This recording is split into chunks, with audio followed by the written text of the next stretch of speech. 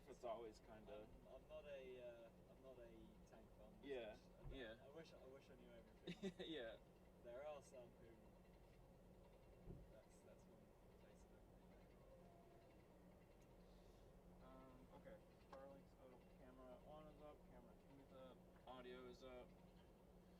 Live starting soon is going. I think John's giving up. I'm gonna start in 3 minutes. Have a good one, man.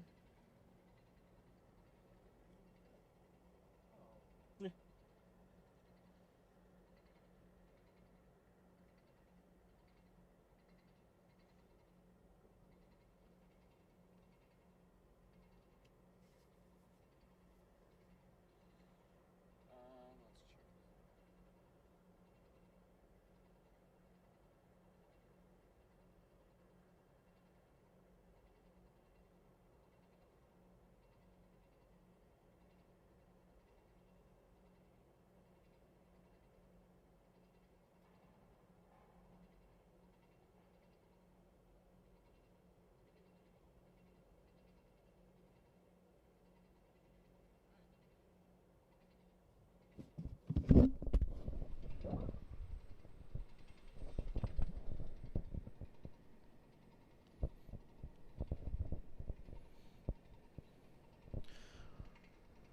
All right, everybody, we're going to get started in 2 minutes. 2 minutes, we will get this stream kicked off. Thanks for joining, everybody.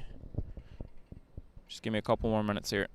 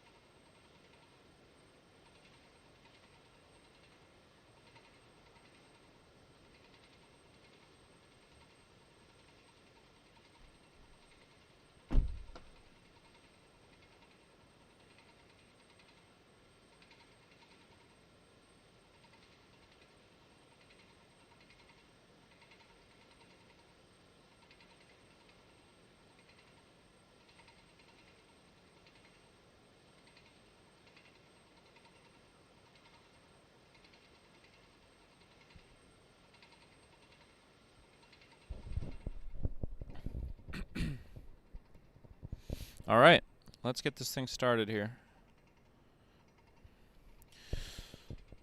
All right, welcome in, everybody. My name is Andrew, and this is Rocket Future. We're out here at Starbase down here in Boca Chica, Texas.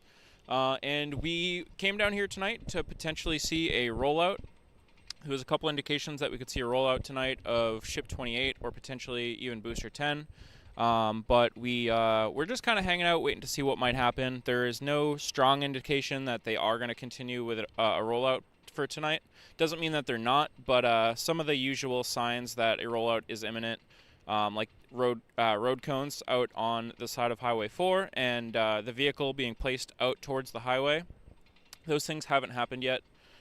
So we're just gonna hang out and see what's happening here at Starbase for a couple hours and see if they end up doing the rollout or not. So I'm gonna bring you full cam into what you're seeing on the left-hand side of your screen, which is the ship quick disconnect arm. There's some people working up on that today, or tonight rather. We also have some work going on the chopsticks, and maybe some work going on the OLM as well. So I'll be moving my cameras around to show y'all what's happening there. Let's pan over to the ship arms. I feel like this employee that we're watching here is taking a little break, so I don't want to expose him for taking a breather. So 1 second.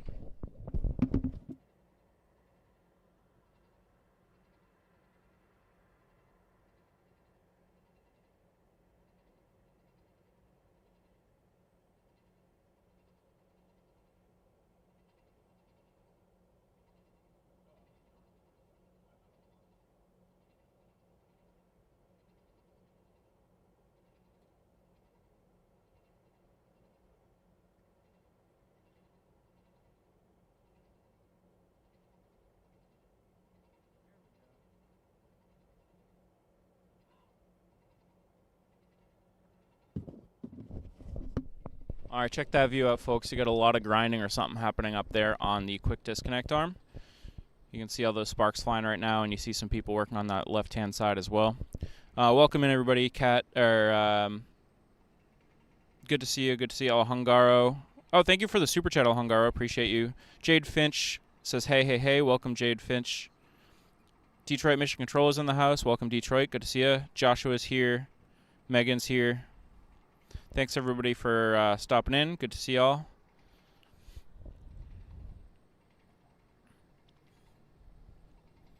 So, yeah, QD arm work, chopstick work, OLM work, hanging out, waiting to see if there's going to be a rollout.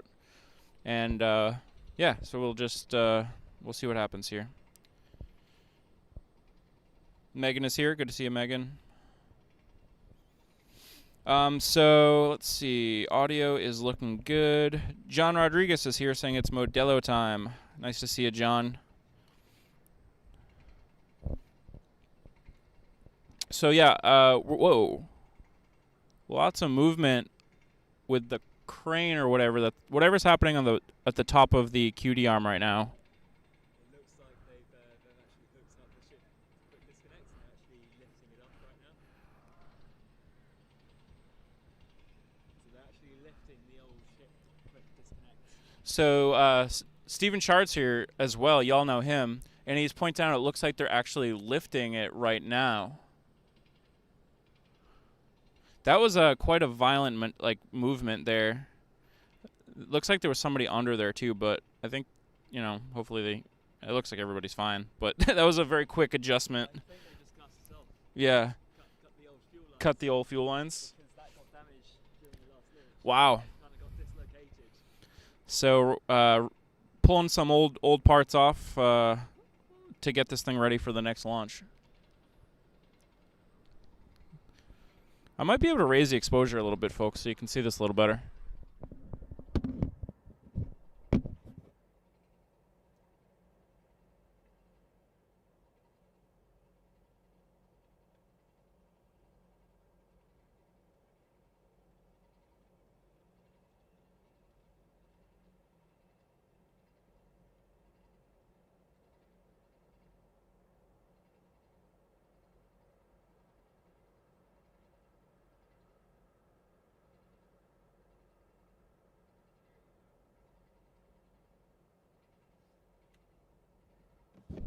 All right, now you can see that much better. Detroit Mission Control says, "Does that work on the ship QD?" That is exactly what we're looking at right now. Yeah. I wish the exposure was up a little bit more for that, but cool. So yeah, folks, anybody who is just joining, while we're waiting to see if there's any road closure. Jeez, I just can't talk tonight. Let's recenter it a little bit here.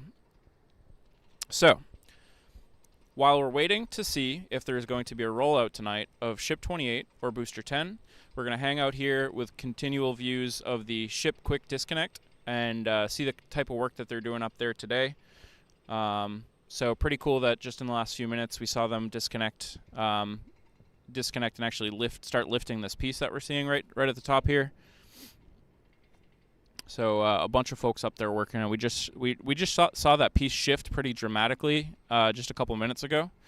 If you wanted to rewind, if you missed that, just rewind the video just a little bit, and you'll see the moment where that piece becomes disconnected and starts getting lift.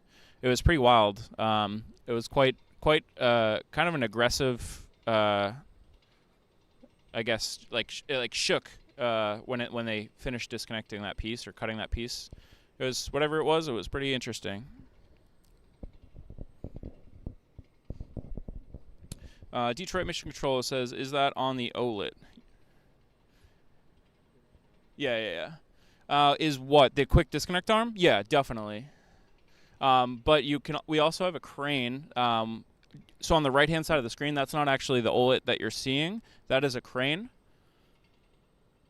So I can actually zoom out in a couple minutes here to give you a wider field of view to show you kind of the context around where we're looking on the tower right now. Megan says, "Sheriff Remedios." Yeah, there was two actually. Detroit Mission Control says, "How many beers deep am I?" I've had no alcohol today, but you're totally right. I sound like I'm drunk right now.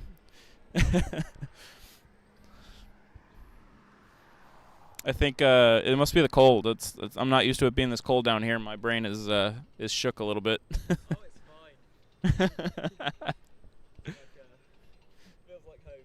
It does. For me too. I'm from the Northeast, and this does kind of feel like home. I'm from the UK, so Right. quite used to it being quite. Yeah. It should be quite chilly at this time. It's much colder in the UK right now. Yeah, same in the Northeast. It's Nice. probably like close to freezing at this point.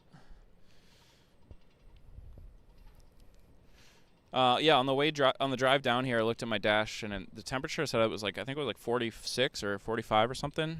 We don't see the 40s too often down here. Stephanie B is in chat. Good day from Australia. Hi, Stephanie. Good to see you, Stephanie. Shard also says, "Hi, Stephanie." Detroit, sure. I swear. Okay, let me just zoom out for a moment just to give you context on where we're looking on this tower here.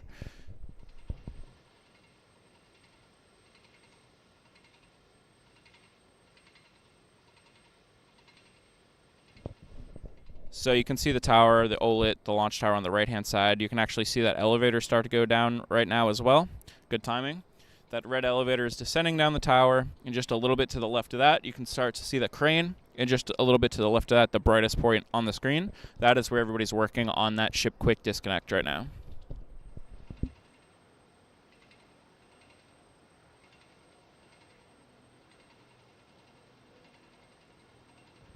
$35 in Detroit? Oh, dang, yeah, I'm glad I'm here and not there right now.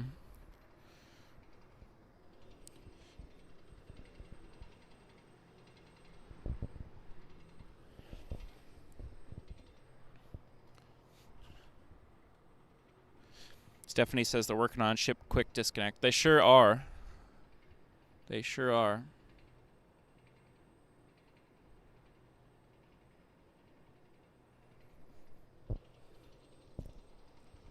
While we're taking a look at what work's going on up there, I will keep y'all informed if I see any change in status for the potential rollout.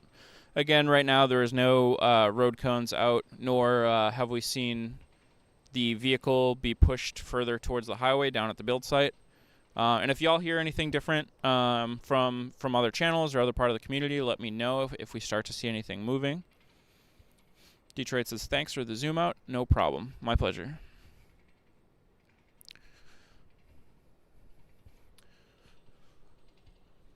So as Shard was saying just a few minutes ago here, most likely what they're doing right now is making the changes that they'll need prior to the next launch on this quick disconnect. So there's some parts that may have gotten fried or may need replacement, and most likely that's what we're seeing happen right now is old parts out and then new parts will be installed.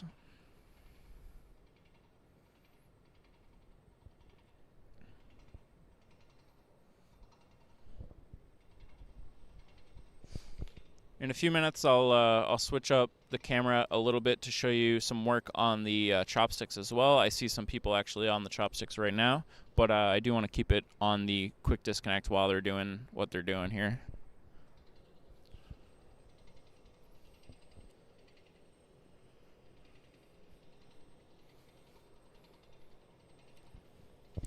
We also hear some jackhammering over near the OLM.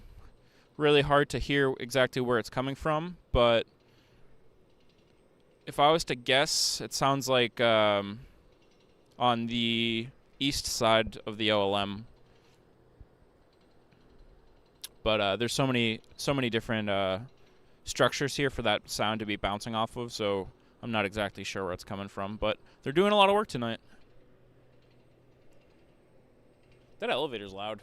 Yeah, that's a hoist. Yeah, hoist. It's named for a temporary construction elevator. Gotcha. So last one, Right, I remember that. yeah, the counterweight dropped. Yeah. So they're using a safe system. Well, should be safe system. Yeah. Which just it's sort of caterpillar track. Gotcha. So it can't. That makes can't sense. fall in the same way. But they're also building a second means of escape. Okay. Oh, nice. Side on the right hand side, Oh yeah. and eventually that should go all the way to the top of the tower. That'll be crazy. Except they will need a bigger crane to do that. Yeah. Yeah. So, they've started working the way up past the quick disconnect level, Right. but they've kind of reached the limits of the NR11,000. Yeah. Yeah.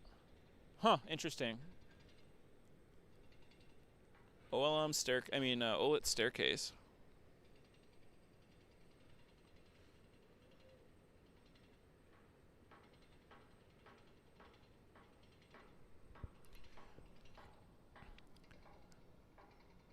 So take a look at the screen. You see, it's going to be hard to explain what I'm looking at right now, but there's definitely somebody working. Okay, so we see the bright white box. There's somebody in that box, and then there's multiple people a little bit further to the left. And above him is a piece. I believe that's the piece that has been disconnected. We can start to see that shimmy and sway. I think you can see his yellow hard hat there. I hope y'all can see what I'm talking about. So if above his head, I believe is the piece that we saw get disconnected, as I can see it kind of shift back and forth. He's reaching up to that part right now. Stephanie says, I was just wondering if they lifted pieces up or if they had just lifted the frame that the quick disconnect is connected to, straighten it out, fix the broken actuator. Stephanie says, agreed, Shard. The SQD needs repairing before I have to. Makes sense, makes sense. Detroit says, I heard Andrew was at $1 beer pitchers tonight.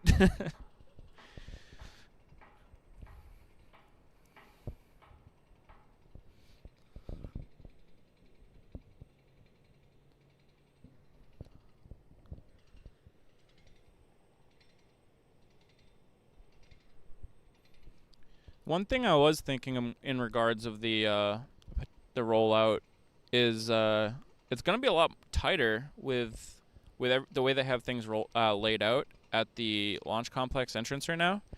And I think it's some of the community is expecting the entrance to the launch site to shift a little bit further towards Hoppy.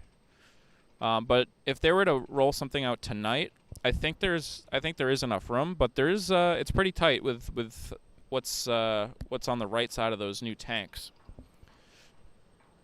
So that's interesting. It looks like SpaceX are upping their security.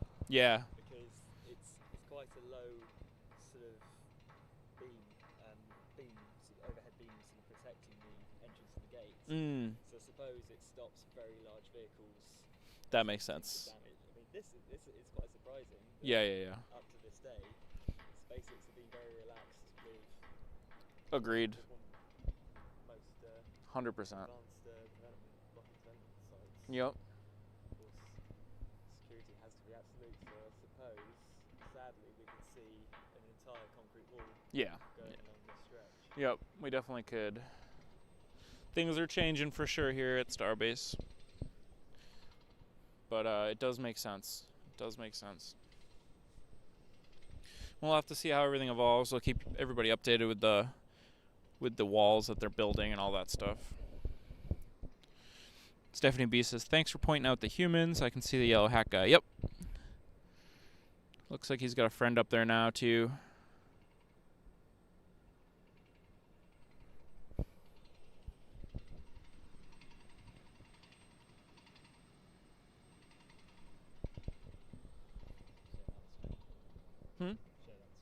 Oh, thank you. We've had Stephen Shard share the stream. Appreciate it very much.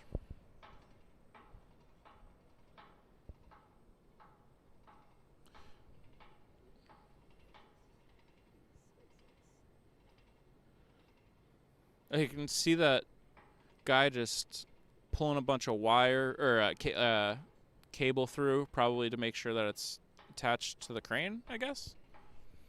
He's just feeding a bunch of line through a piece of that assembly. Interesting.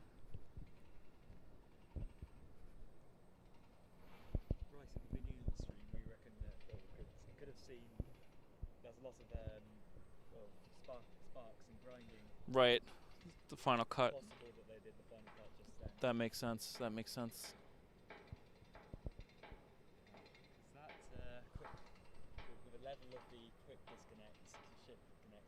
Hmm. About 87 meters above ground level. 87. Wow. Meters, which I should translate into freedom units. Freedom For units. everybody who doesn't work in. Yeah, I've been getting a little bit better and doing the conversion in my head, but 285 feet. 285? Yes. 285 feet that ship quick disconnect is. Sure to remember that. 285. El Hungaro's here. What are we looking at, guys? We are looking at the ship disconnect arm, quick disconnect arm. And they're actually just at the beginning of the stream, we saw a bunch of grinding happen, and we believe that was the final cut to disconnect this upper assembly from it, which I guess has all the hoses and stuff leading to the quick disconnect, the actual interface for the quick disconnect. It's a flexible pipe. Of course, it's going to move away. Right, flexible pipe for sure. Except it looks like it didn't move away fast enough. Yeah, yeah. Yep. It might have gotten a little fried. It was also dislocated.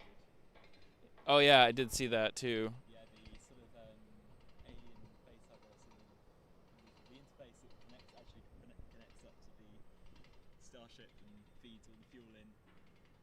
Kind of looked like it's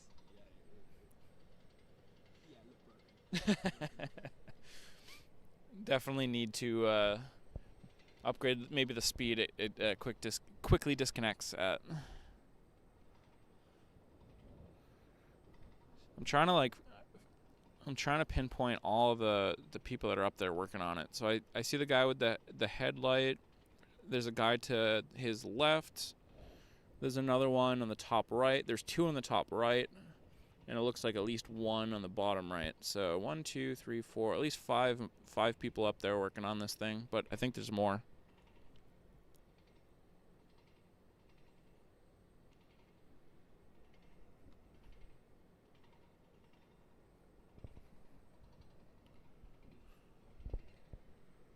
Very cool.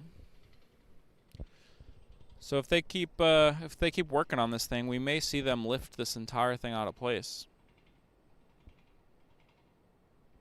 which would be pretty nifty. That'd be pretty cool.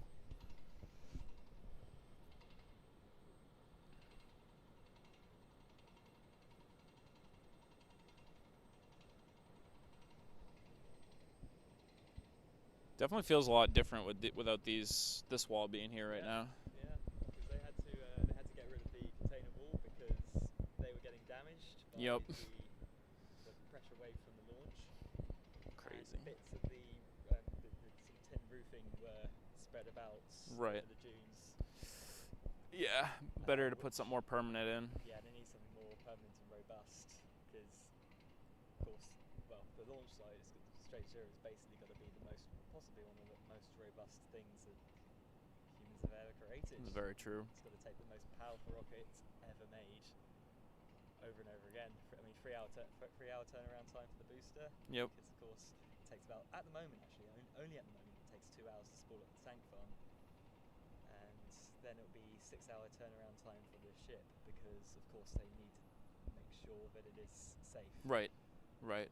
Okay. So 6 hours is a target, which of course would have a profound effect on how we travel around the globe, because of course eventually Starship is going to go point to point anywhere around the globe in less than an hour.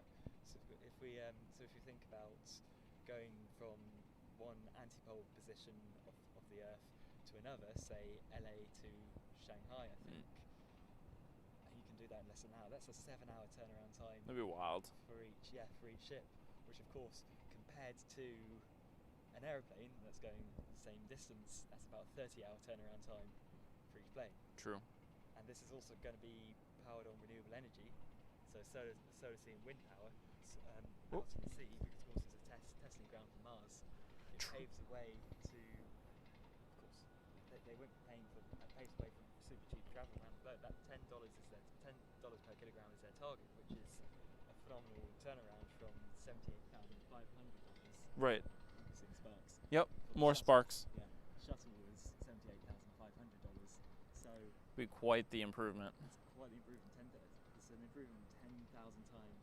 Wow. In cost, 10,000 times cheaper, and also you're getting you're making all your energy, so your costs are effectively zero for making the energy, because of course they're doing it self-sufficiently. The only Yeah. cost is maintenance of the infrastructure and transporting people and stuff. Right. So to the sea transporting people to the sea platforms. So that's how it can be very low cost. So compared to airplanes right now, which are using fossil fuels, and this takes carbon dioxide and water from the atmosphere heat sector to make methanol fuel. Where of course they're designing for a scenario where you use a minimal amount of energy resources without wasting things. Right. So of course they can't waste their propellant that they're making. So all this methane that they're venting into the atmosphere, which is 28 times more potent as a sort of a greenhouse gas, as it's 28 times more warming than carbon dioxide. If you're taking in as much carbon dioxide as you are releasing into the atmosphere, because of course you're designing for a scenario where you don't waste a thing. I'm absolutely not going to greenwash it until it's achieved, until the objective is fulfilled. But potentially you're looking at technology which could be carbon zero. Right. So, Huh. yeah. Wow. Or actually carbon negative if you send it into space. That'd be amazing. But take this with a grain of salt, because it's not achieved until it's achieved. Right. Right. So the possibility of having a net zero carbon impact with this program. I think there are other things to consider, like plasma on re-entry and that type of stuff. But but as far as fuel and that stuff, getting it to zero would be awesome. That would be a huge step forward. It's a lot of course, it's a lot of energy required for each launch compared to an aeroplane. Right. But of course, what you've also got to consider is the materials. So replacement of, say, silicas that they use on the heat tiles. True. That's True. something that's kind of being burned away. Yeah. Each ship. True. I mean, it's working very hard to make sure that when they get to Mars, they can return it back to Earth. So of course, this is pushing the technology to as far as it can go. Yeah. Yep. Until It's pretty wild. we figure out future technologies. And this is finding future technologies today as opposed to tomorrow. right. Yeah, this will help us find them faster, I think. Yeah. By being very ambitious. Absolutely. That's one word for it, is ambitious, for sure. This is definitely one of the most ambitious projects humanity has done. More grinding up there. Or heat torch or something. Torching. We got Michael Maxey in chat. Welcome, Michael. Redstone is here. Good to see your Redstone. It is 31 degrees Celsius where Stephanie B is at. 90, wow. 90 Fahrenheit. More sparks, folks. They're doing some more cutting. Again, for anybody just joining, we are looking at the ship quick disconnect arm. We saw a pretty big, they cut a pretty significant structural piece earlier that we kind of saw when it was cut through, because we saw the whole thing shift a bit. And it looks like they might be cutting some more things to actually fully disconnect this piece so they can, fix it or replace it.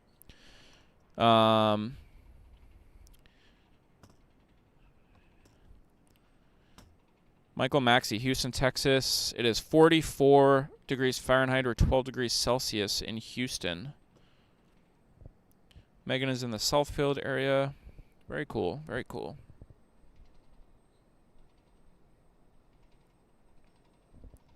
I think they're cutting the interface between where the flexible fueling pipe connects to the fixed fueling pipe manifold. Gotcha. Attached to the structure.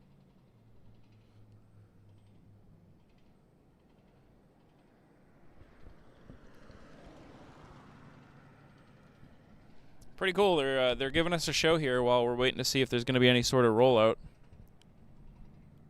Wow, Megan and Detroit have just found out that they live near each other.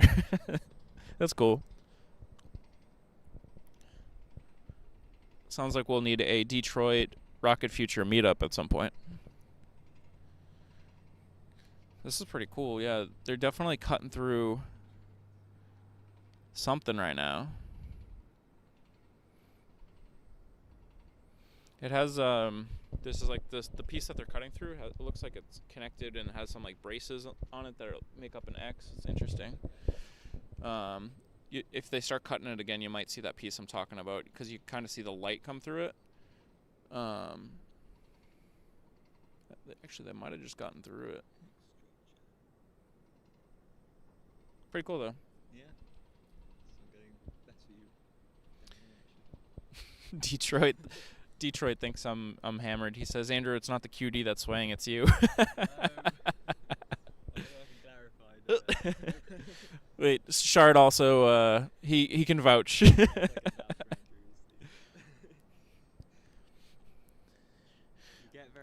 You get very tired out here. Oh yeah. With the weather. Oh, there they go. Stephanie says carbon zero is impossible. It's a nice ideal, but even creating carbon zero infrastructure creates carbon. I am all for renewables. They have a long way to go, and they will. They have to. I can't wait to see true carbon zero. Absolutely. Yep. It's either carbon zero or it's not. Right. It's either self-sustaining or it's not. It's not really a sort of scale.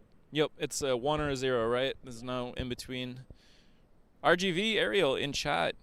No mosquitoes today, Andrew. Actually, I am pleasantly surprised to say that I am not seeing many mosquitoes at all. I'm seeing sort of smoke. Yeah, we do have quite a bit of smoke coming from where they were cutting. Did their little Hopefully that's a good thing. yeah. They don't seem concerned, so. But good to see RGV. Yeah, pleasantly surprised in the amount of lack of mosquitoes here tonight. I think it's too cold for them now. Yep. Quite a windstorm that we had come through last night. It's a good change from last time. I think last time you were out here. Yeah. With the brilliant charity swim. Yep. Thank you. But yeah. Was it 600? Yeah. I think and I think 150 was last year. Actually. Yep. Last year we hit 550. This year during the stream I think we got over 650, and then we've had a couple of donations after over 700. Yeah. So helping those out there, World Central Kitchen. Yep. Helping those out there in emergency situations, say hurricanes or like where of course you're mainly focusing on just surviving. Exactly. And the benefit of World Central Kitchen is that they provide meals to those who really need them out there. So it's a great charity for sure. Yeah. That's awesome. Very, very good. I'm excited for next year already to do that event again. It should be fun. Astro Joe is in chat. Howdy, Joe. Astro Joe. Shard also says hi. Well, he says howdy. Howdy and howdy, Jen. Howdy, Joe, and howdy, Jen. Both doing well. Great to see Mauricio here too. Yeah? We got a good crew coming in tonight. Congratulations on your 100th stream as well. Oh, yeah. Big shout out, RGV. Congrats on your 100th stream. That was great. I wish I was there. I was watching Doctor Who. You can always watch the replay if you wanted. No, I'm one of those Doctor Who fans who watches it. That's awesome. It's a British thing. Yep. But I'm going to make sure to see that. That's awesome. Michael says, waiting for any info on USSF 52, Falcon Heavy launch of the X-37B on Monday. That will be quite the launch to see for sure. I think we're expecting to see 2, if I'm not mistaken, I think 2 of the boosters are coming back to land, and 1 is the third drone ship, or is third expendable on that launch. There's the mosquito truck. It doesn't look like it's spraying, which is good. Yeah, so only if you're a really top Doctor Who fan do you have the excuse not to see RGV's weekly updates, because they're really worth seeing. I'd really recommend tuning in each week. Yeah, they are really good. They're brilliant. They go into tons and tons of detail every single week about pretty much every single change that's happening at the launch site and build site, and actually Massive too. Yep. Of course, Mauricio goes around, flies his plane, and yeah, has a whole team that helps him along. Yep. Explain everything. It's brilliant. It really is brilliant. RGV and their team do a great job on their weekly streams. It's amazing. It's just such a huge info dump, and it's all very valuable information. It's amazing. And then, we get to see moments like these here with Andrew. Yep. So I think we're very lucky tonight that even though there's not a well, I'm not going to dismiss it yet. Yeah. It's not there are very little. We hope there's going to be a rollout. Yep. We It's still have our fingers possible, crossed. Because Andrew mentioned that even if they don't have cones, they can still do it. There are two sheriffs at the launch sites, not the launch site, the build sites. Yep. Right in front of the rocket garden, which is unusual because there's usually only one. Yeah, it wasn't unusual. Yeah. So we shall see. We'll see. Yeah, but very lucky to see, possibly seeing take the damaged ship, quick disconnect, basically main fuel. Oh wow! Just saw some sparks fall down the tower as well. More sparks? Yeah, like directly down the Shaft. the shaft of the tower where they had the construction hoist, which is the name of the elevator. Lots of work being done here tonight. Stephanie B says the RGV let me run a few weekly live streams. It's great fun. That must be awesome, Stephanie B. That's a cool experience. Definitely fun. Psycho says great view. Thank you, appreciate that. Yazada is here. Welcome, Yazada. It's good to see you. In the meantime, Yazada, you just reminded me as well. Just a huge shout out to all of our members here on Rocket Future. So anybody that's currently hanging out here that is a member of the channel, we appreciate you very much. And we're happy that you chose to support us, and we're going to make sure that we use your membership to build the channel, make it better, and more content. So thanks everybody that is a member. We had 4,000 in chat on the stream on the day of IFT2 for RGV. That's awesome. That is awesome. What a great turnout. That is amazing.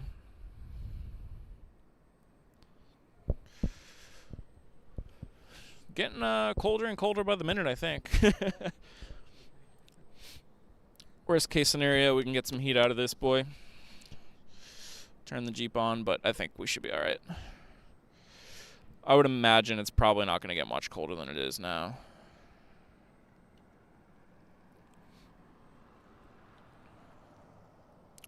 Stephanie B also shared the stream out. Thank you very much. Oh, you know what? Dang, I was supposed to restream to X and all the other platforms. I guess it's not too late. I can start that up now. Might as well. Yeah, there's lots to see. Yep. I'll get that going.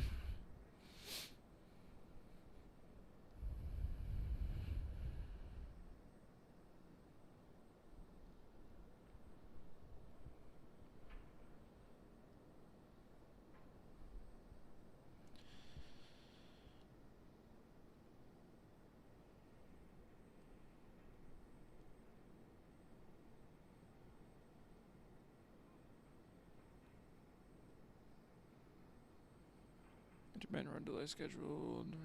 Start streaming. Okay.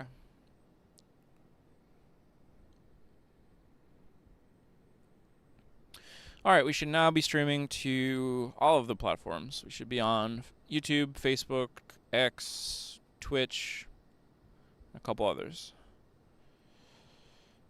That was really efficient. Yeah, not too bad. Not too bad. Stephanie says, it's lucky that I didn't know how many peeps were watching. I would have been nervous. I know, that's kind of what I do. I don't look at like the amount of people watching a stream until after. But generally you can kind of get an idea just based off of, how many people are chatting, and it's usually a percentage of the people that are watching. But yeah, sometimes I usually just don't even check. Michael Maxey says, Falcon Heavy Center Core will likely be expendable for the USS F-52 mission. Don't expect visuals of payload deployment, only twin booster return to launch. That makes sense. Yeah, especially with the X-37B and a lot of those Space Force missions and other government missions, you don't really see anything after.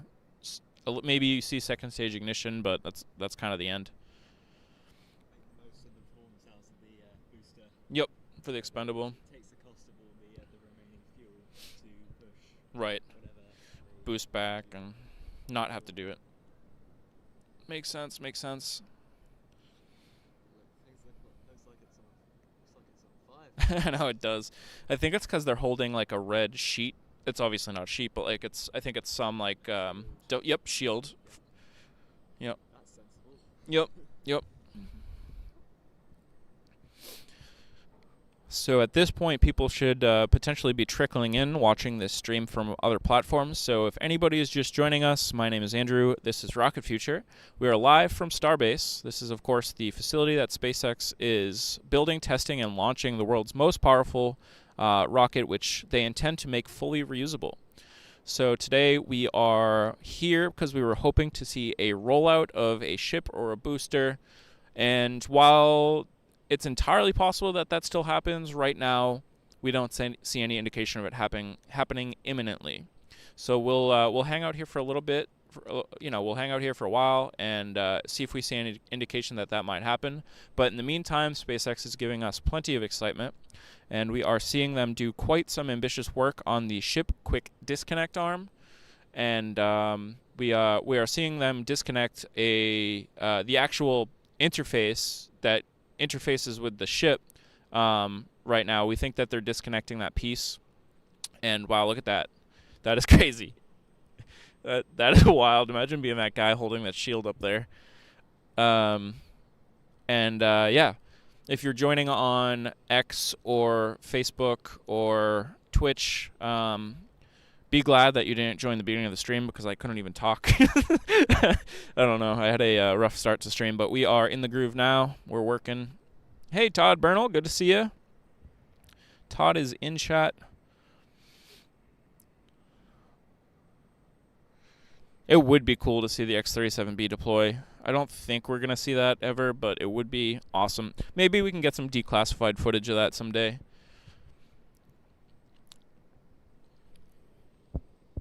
It's quite cold down here at Starbase, or at least it's cold for us. Or There isn't somebody trying to hold that shield. There was. Oh, Yeah. no. There still is. Oh dear.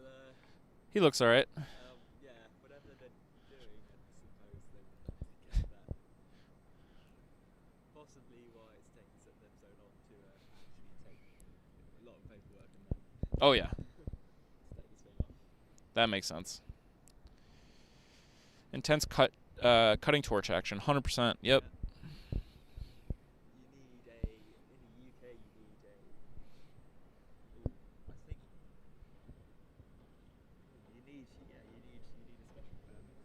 Mm. I actually had to write one up when I worked in the UK. Wow. Yeah. That must have been interesting, seeing the other side of it. That was Weird, cool. Yeah, the weird thing was that they had, I think it was a shorter course than learning how to use a water cutter. Mm. Like a very powerful. Yeah, those are actually insanely powerful. Those are crazy. It's so dangerous because. Yep. Yeah. Very cool.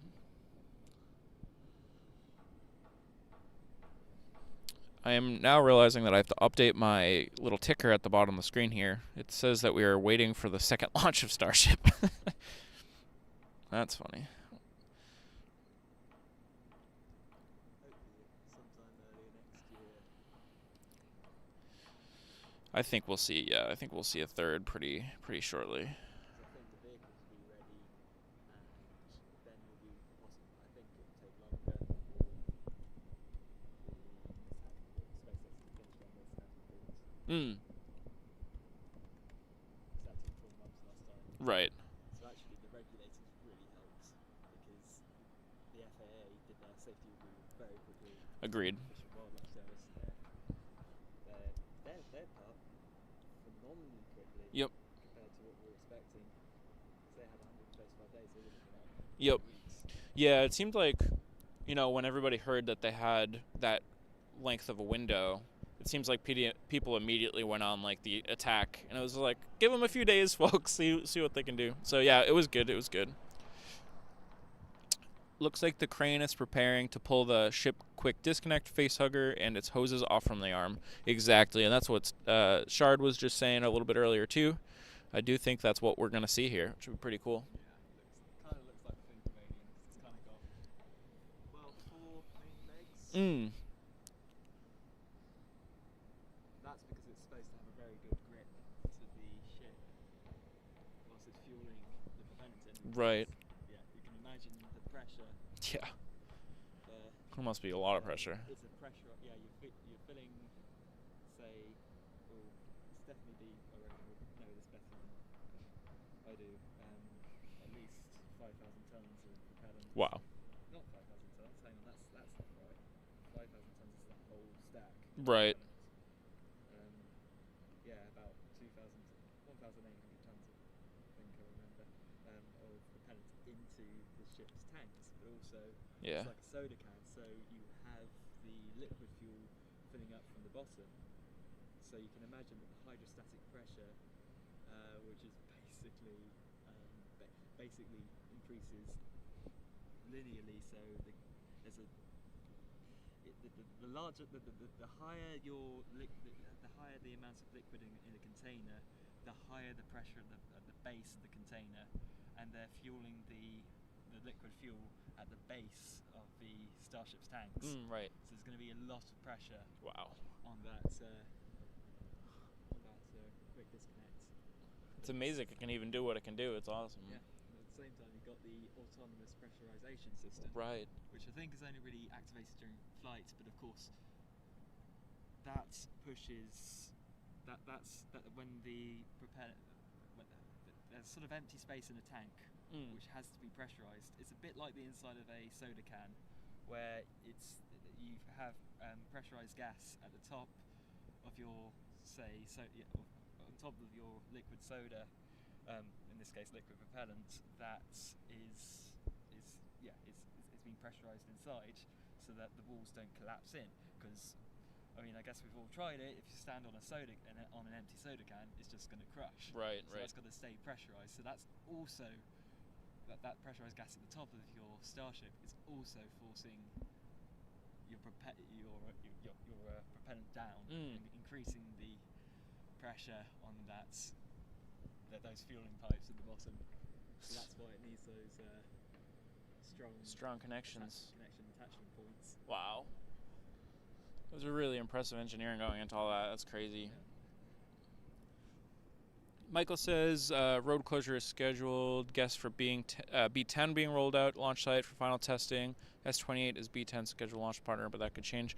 Yeah, for sure. I was on the team of Ship 28 coming out tonight.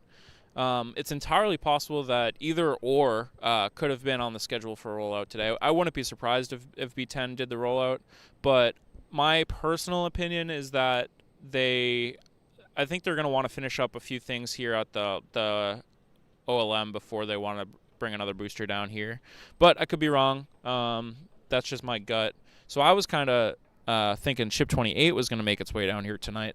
But so far, we're still seeing no indications of an imminent rollout. There are still cars parked. So I think there's been times that they've done the rollout without road cones, and generally what they do is they'll make an announcement for anybody who's parked directly across from the launch complex to move their cars. I haven't heard any announcement about asking folks to move their cars yet.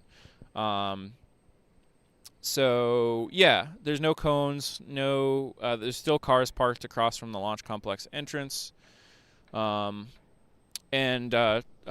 Shard made a good point earlier regarding getting Ship 28 out of the bay and them having to move Ship 30 out of the way. Front left. The high bay, it looks like that sort of has to move out the way in order for 28 to move out. So some Starship shuffle going on to get Ship 28 out if it was coming out tonight. More likely it's going to be the booster. Right. The rollout happens at all. Right.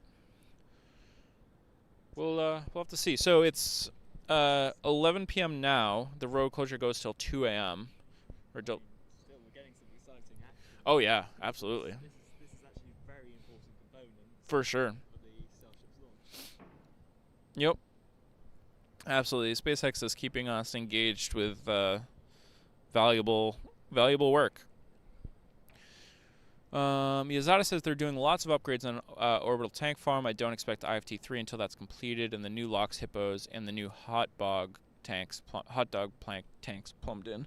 Yeah, I don't know. I could see them doing a lot of that work after IFT-3, but I wouldn't be surprised if that was a prerequisite to IFT-3. Either way, I could see either or being the case there.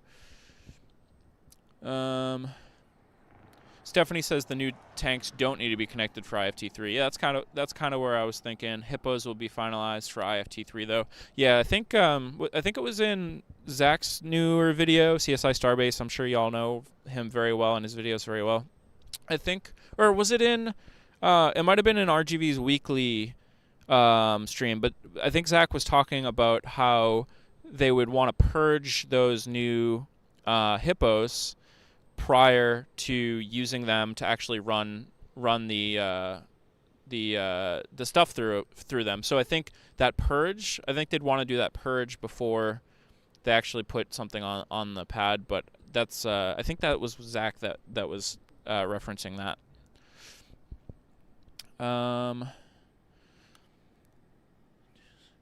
Yazada thinks 28 will make its way to suborbital side, maybe for static fires. I kind of think so as well. Whether it's tonight or not, I do think S28 might make its way down here.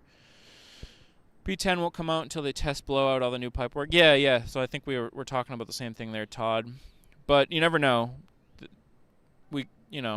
I think Zach had a really, really good point there. But it's always possible that SpaceX changes their mind and decides that they do want Booster 10 down here before they do that. So I'm thinking with Ship 28, what would they do with it? Because if it's just going to roll out to the suborbitals, of course the LR 11,000, which usually rolls to the suborbital pads ahead of the Starship so that it can stack the Starship. Yeah. Lift the Starship onto the suborbital pads. But it's up there now. But it's working the quick disconnect, which I think is a good sign. I think it's not windy at all here. Yep. So I think it's very still weather, and I think they've just gone for it. Makes sense. Yeah. That's actually, you know what? I think I like that theory. It's possible that they put this intermittent road delay up if they did want to roll the ship down potentially, but then they ended up, because of the conditions for today, ended up scheduling this work instead. That's possible. Yep. We're not confirming that. Yeah. We don't know what SpaceX. Yeah, exactly.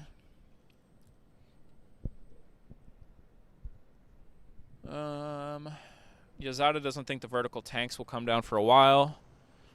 I agree. I think at some point, but I don't know when. Looks to be in a bit of bad shape at the moment. Yeah. The ones that look in bad shape are the ones that are the water, right? Yeah. Because they don't have any liquid in them. Gotcha. If you all heard what I said about the tanks being like soda cans, basically it's like a Coke can or a soda can. Could be any type of soda, but that's going to have, usually it will be pressurized so that the walls don't cave in, or sort of bulge when you're loading liquid into the tanks. Right. Basically made of stainless, sort of same thickness as stainless steel on the Starship. Yeah. About 3.7 millimeters. Could be more for these ones. Right. Because they've got to have a very long design life to hold propellants. True. Continuously. Well, I suppose any Starship, because it would have to be fully reusable. Right. So, yeah, those ones. There are two methane tanks, which are supposed to be methane tanks. Right. There's one water tank around the back on the side closest to the tower. Yep.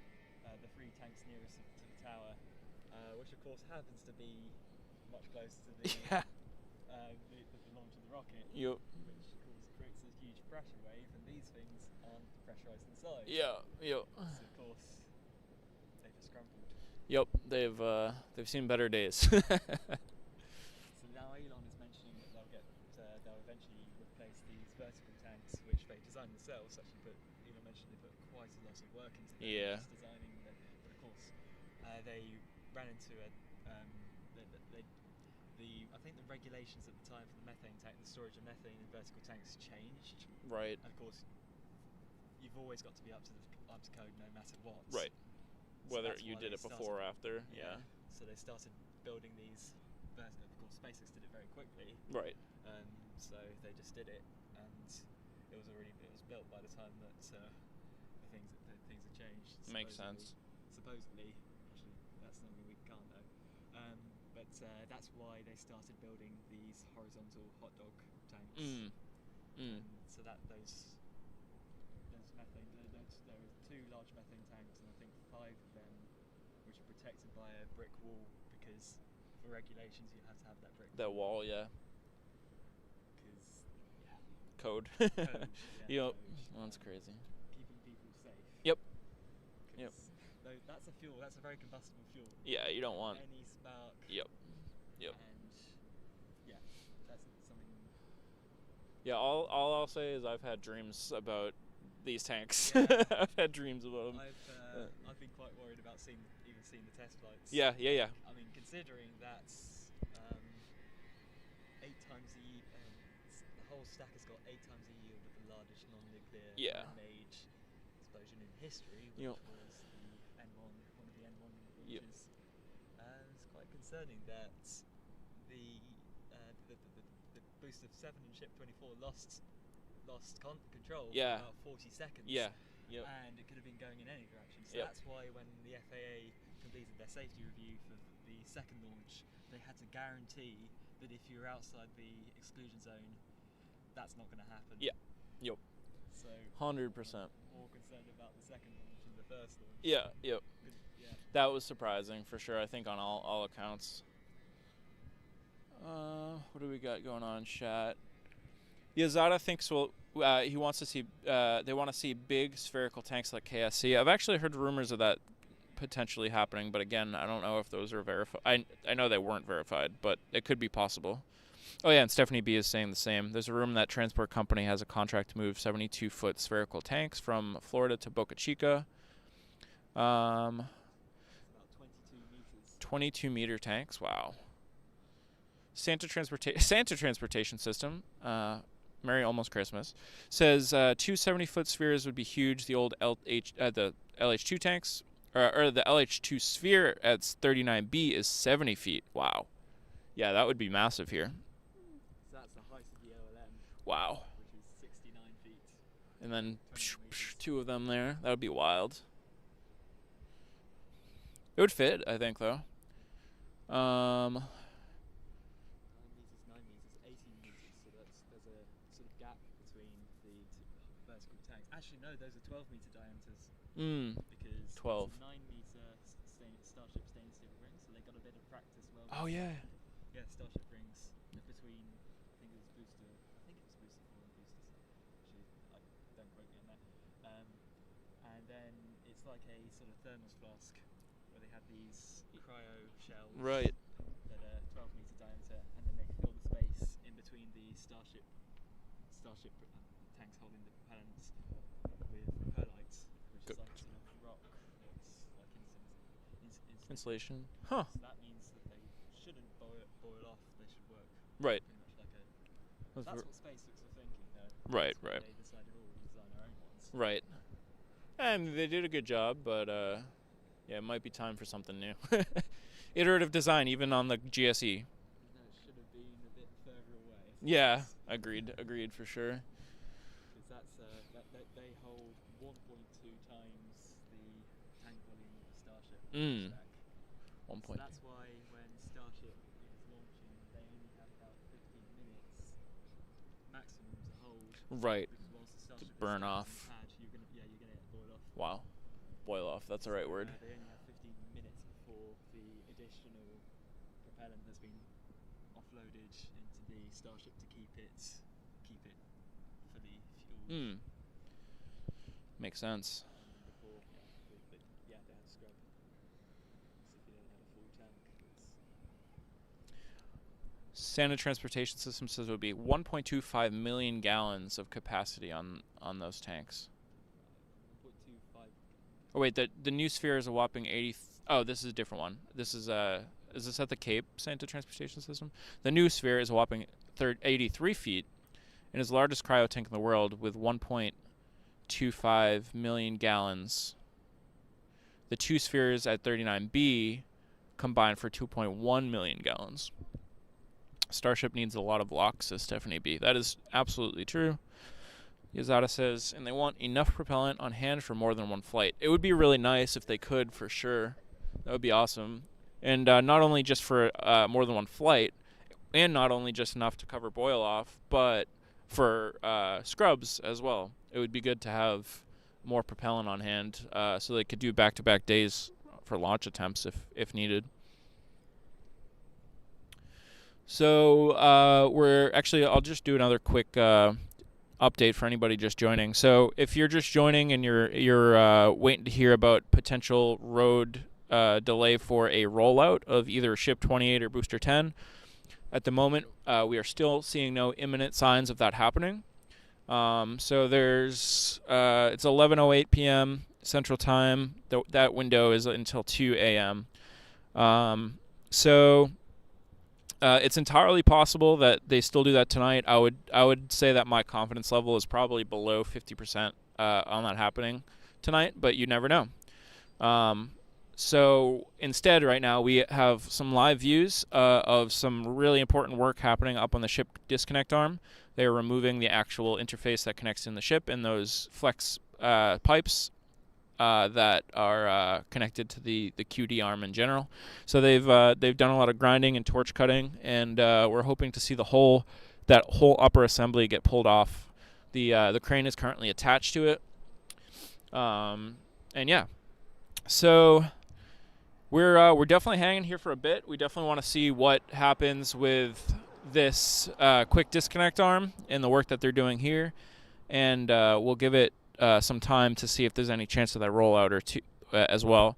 I will kind of say if we get to midnight and we don't see much of an indication of a potential rollout, then I'll probably start to think about alternate plans, and maybe we'll discuss in an hour from now where we're at and what to expect. But if there's no sign of a rollout in an hour, we might wrap it up kind of early. But again, let's try to see some of this quick disconnect work through at least. Yazada hopes that they do something, roll something out. They do roll something tonight so that tomorrow's road closure can be used. That makes sense. That would be good.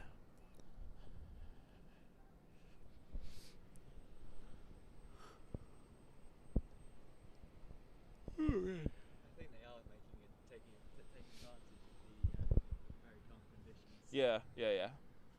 There's hardly any airflow going on. Hardly any wind. I heard them jackhammering on the OLM earlier. Yep. Which could be just.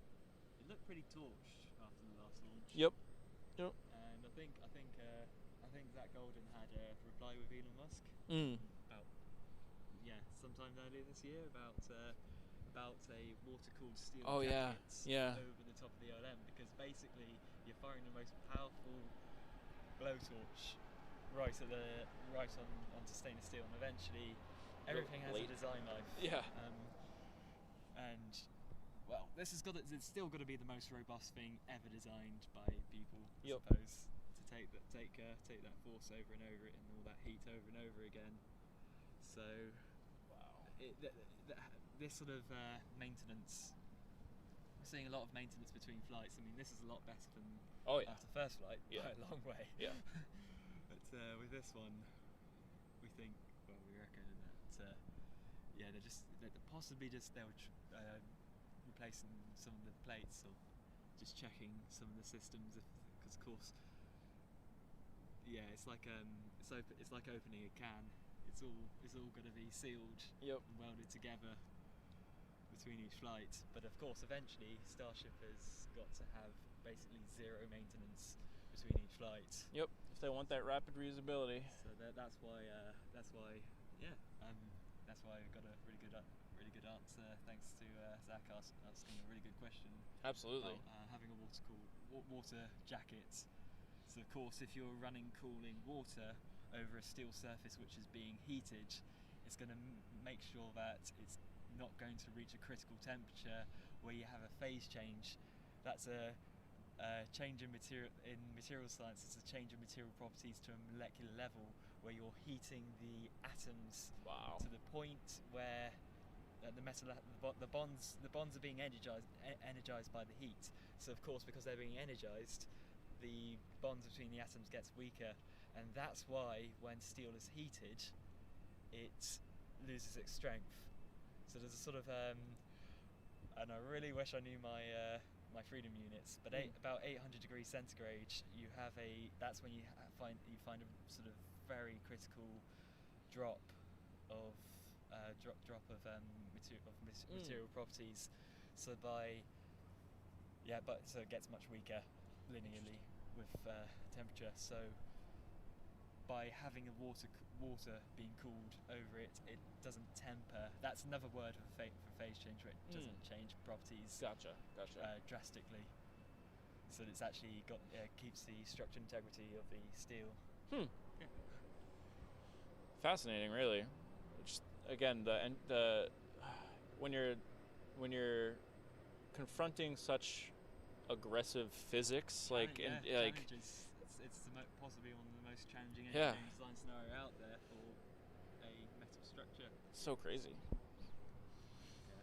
I know this because I've studied materials engineering at uni. So Wow. That must have been wild. Good to actually Oh, the lights are flickering up there. Things being used in practically in real life to their most extreme. Yeah. That must be really cool. So the elevator's just gone down. Yep, that lift. Sound.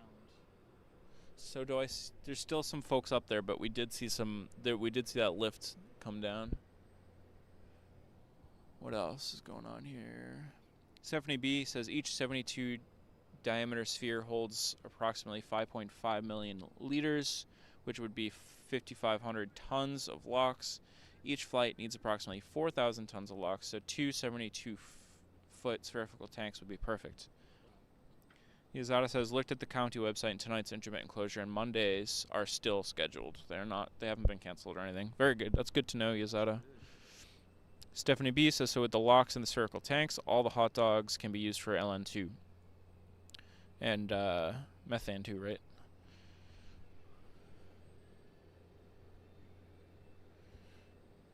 What are they doing over there? Yeah, there's some we don't really know what's happening, if it's anything important, but they seem to be moving some trucks and equipment away from the suborbital pads.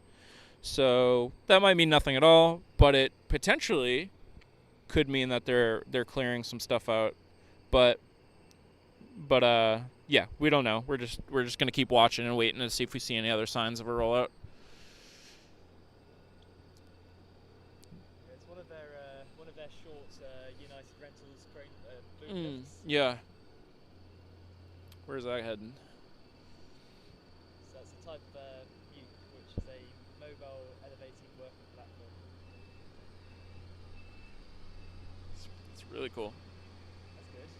So they cleared the area. Yeah. They'll be ready. Yep.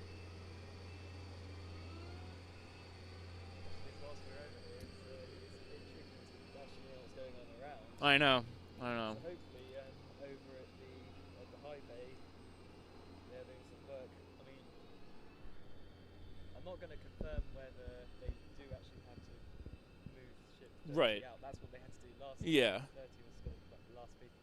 So it's a very kind of tight spacing. It's possible, but yeah. Ship 32. There's sort of something in the corner of the high bay to the back left, which I think is just some room or some space for a staircase or something. Gotcha.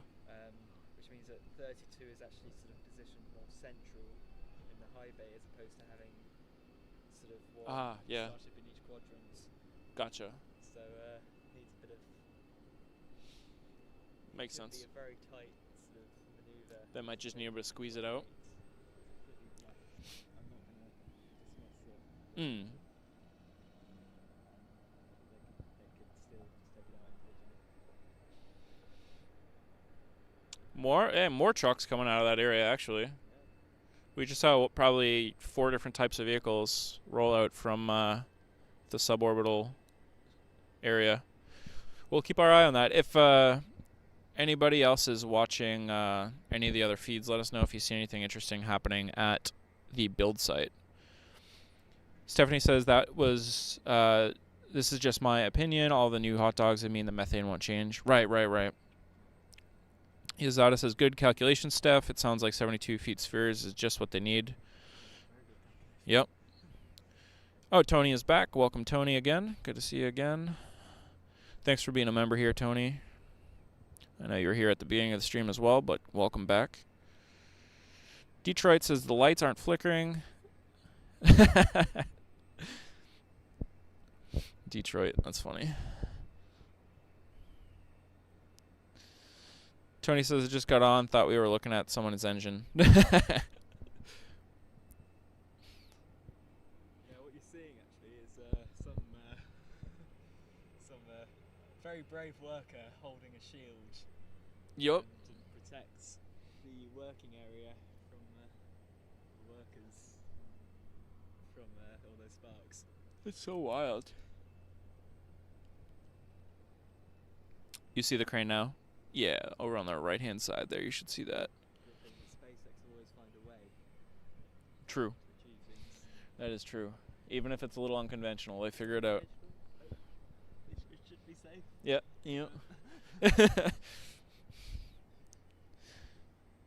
So this is the ship quick disconnect. Yep. Has to be safe. Okay. I've worked in industry. I'm just gonna say it has to be. Yeah. They're following code and all that stuff. Yeah. Responsible. Yep. Tony says trying to fix it in place instead of taking it down and fixing it in the production area. I don't know. I think they're taking this whole top section off based on what we saw. So I think that this whole top section is going to be pulled off. But we'll see. Some other flashing going on, or welding, or something going on in the center of the tower. Still, that's what you saw earlier, I guess. Yeah. Cool. I suppose they would have had to purge those pipes quite well as well. Yeah, definitely. Because those are holding propellants, Yep. which when mixed together Yep. is gonna. Yep. Yeah. Yeah, they would have had to do some good purging on that. So possibly they were actually that. I suppose they would have had to purge some nitrogen through there recently. Yeah, nitrogen. Quite tricky when it's dislocated. My chat is being weird. Whoa, my chat's like repeating in all these weird ways. What the heck? Tony says, great camera, very clear on the close-up. Thank you very much. Yeah, this is the camera that we added to our lineup here. I guess probably 6 months ago, or actually no, it was before IFT1. So I guess close to a year ago. Very happy with it so far. It's held up great. Yeah, it's good. I'm very happy with the investment we've made. And again, we wouldn't have this camera if it wasn't for the support of y'all in the community and anybody who signed up as a member or donated with super chats and all that stuff. Again, all that goes right back into the channel. And we're gonna keep making this thing bigger and better. So appreciate everybody's support. And yeah, thank you. Really are getting the best views down here. At least right now. Yeah. Nobody else down here. Very lucky. I'm wearing my best glasses on the cards. Yeah, I need to get some upgraded glasses. I don't need like them to drive or anything. Like I don't have the thing on my license, but they definitely help for sure. I'm short-sighted and partially sighted. I mean, I've mostly got my first pair of glasses actually to see the initially when I was Oh yeah. to see the tops of tall buildings, deep Ah, tall buildings. yeah. I just needed something extra, but of course, when you start wearing glasses, your eyes start to get Yep. relaxed. Yep.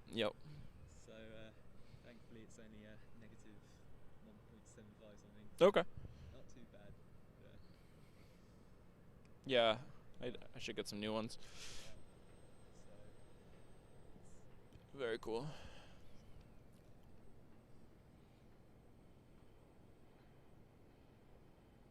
This is cool. This is cool.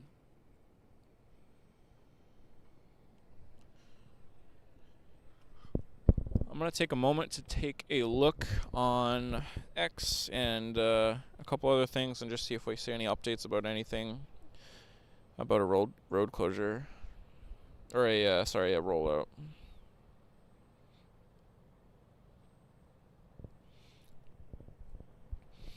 Well, I'm sure y'all saw this, but just a couple days ago, SpaceX released another video about IFT2. So if you haven't checked that out, make sure you do. It was a really, really awesome video. They posted on X and also YouTube. So some great new footage from IFT2 that we have not seen before, including a couple short onboard cameras from the booster. So yeah, if you haven't seen that from SpaceX yet, make sure y'all check that out. Let's see. Following. got the best view. Yeah. We've got the best. Okay. Looks good. Nice. Yeah, it's hard with these conditions, especially with some of those. Remotes. Yeah.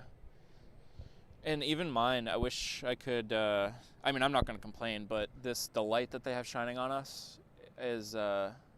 It makes it difficult to really key in on the exposure and stuff, but I won't complain. I think, yeah, we got that. I was looking into getting a night camera. Yeah. Those happen to be the most, because I like to take the pictures of it. Yeah.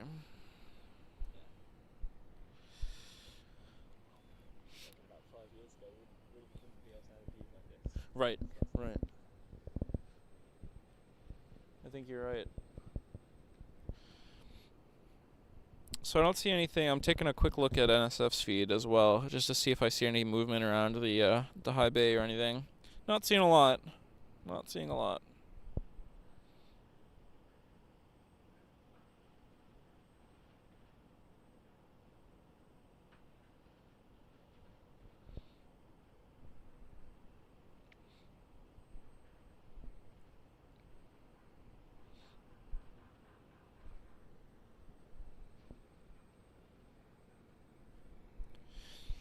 Let's see. Let's look at the hourly weather here to see how cold it's going to get.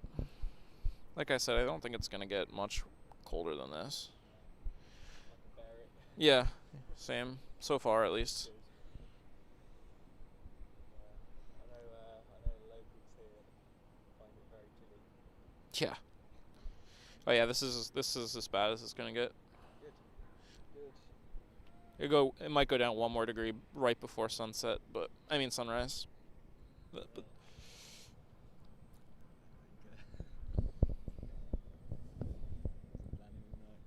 yeah. No delays until 2 a.m. Yep. They'd have to get on the road by like 1 to make it down here too. I don't know. Richado says, when S28 rolled out? Not yet. It's not looking super promising at the moment, but again, they technically still have plenty of time, so we'll see. Yeah, midnight's a good time to review because it takes an hour. Yep. It's pretty much an hour on the dot. Yep. Yes. If they leave the launch sites, if it's boosted 10, it's got to go all the way around Sanchez. right, it'll take even longer. Yeah, I would imagine if there's no movement at 12, as far as even not them prepping or anything. Yeah, I think that'll be a good review point. But still, we're getting some amazing changes right here. This is possibly one of the most exciting changes to happen on Mechazilla, because they've only replaced this twice. Right. Actually, I'm quite surprised, because last time last time this happened, we saw a spare one roll up right when this was ready. Ah. So unless they've prioritised it for the weather, Yeah. and that one's coming around. Yeah. Could be. I hope they haven't changed where where it actually ports in. Oh yeah. Because the talk is that, well, Elon's said that they're going to elongate the ship, which of course means you're pushing more weight, more mass up into orbit. True. Which means eventually, I suppose, we'll see taller boosters. Right. Huh. I did see that. That's version 2 of Starship, right? Oh, Detroit, that would be awesome. I wish. That would be sick. That's you know what? That's an idea for the future upgrades to to the Jeep. That's a good idea, Detroit. Another thing I was thinking about V2 today. What if they tried to achieve that zero venting, zero wastage of propellant? Right. That would be a good thing to Yeah. start looking at now. True. Thought this is something nobody's mentioned yet. It's a possibility. Yeah. Yeah. The least waste, the better, right? Yep. Ironhead says they just disconnected the actuator that wasn't broken at around 11:23:29. They might be pulling it off. Okay. Chopsticks. Oh. Yeah, because they're also working on the chopsticks. They're working on the quick disconnect, the chopsticks, and the on top of the launch mount. So much work happening. I think it's worth keeping the camera on the quick disconnect for now. I think that's the main event. Yeah. Oh, what's happening down there? Green lights, and I think that might just be dust or something. That looks like a disco light, like a sheriff's light. Yeah, it definitely is security or something. We got some interesting. Huh. We have something going on down at the far end of the the launch site, down where they're working on the gate near the Gateway of Mars sign. We got green blinking lights and a lot of fogging. That's too much fog to be the mosquito fogger, right? Although it kind of sounds like the mosquito fogger. If I can hear that. I don't know, but we'll keep our eye on and see what these blinking lights are all about, and we'll pan the camera over if it's anything interesting. Yeah, not a sheriff. Considering that Starbase means go. So whatever it is, it's safe. Yep. Speaking of which, I wonder why they don't light up the status lights on the tower anymore. They used to have those 3 lights, the green, yellow, red ones. Possibly because people figured out what they were. Yeah. Took a picture of it. Yep. I saw that. Could be. And there's also some work inside the tower. You see the. Oh yeah. That's that I mentioned earlier. There's some sparks falling down the centre of the tower. Lots of work. Melissa Pribble's here. Hey Melissa, good to see you. So. On the door level, there's a sort of when the quick disconnect is fully retracted in. There's actually a door you can step onto the quick disconnect. Ah. One side of the tower. That's cool. I reckon it would be in that configuration right now. True. I suppose that's how That makes sense. it works. Let's get on. Yeah, that makes sense. Unless they have unless go up in a basket.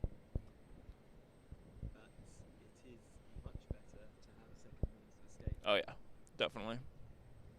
When I was working on some tall buildings in London, there was I had to write up a report on these are all the tallest residentials which have been built in London, and how many of them, and like what sort of towers did they have?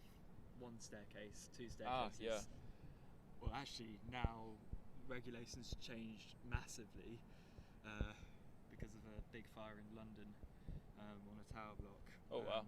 Which meant that they had to they've now changed the regulations. I think they were trying to push the regulations, so you now have to build 2 internal means of escape. 2 internal. Actually inside the tower as a design. But the question was asked was, should you have to have a second means of escape on the outside of a tower. And then I kind of looked at the tallest residential in London, which had been built at the time. Vauxhall Tower is 180.5 metres tall. Wow. Yeah, they definitely had quite a substantial second means of escape. Right. So as soon as they had an incident, and it shouldn't take incidents to make changes like this. Right. Agreed. But yeah, of course, the elevator got disconnected. And I think whether or not the person was up there, of course, you don't have a scenario where somebody's stuck up there a day before launch. Yeah. Yeah. 100%. Yeah, that was surprising to see. So y'all might have noticed that our views are a little darker, and that's because they had some lighting up there that is no longer lit up. So we can still kind of make out what's happening though. Melissa says, wishing we were there, but glad you can bring us content. Thanks for what you do. Oh, it's my pleasure, Melissa. Thank you for tuning in. And yeah, like I said, that's why I'm out here. So I appreciate that.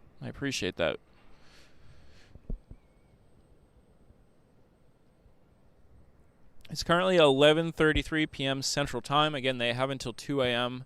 to do a rollout tonight.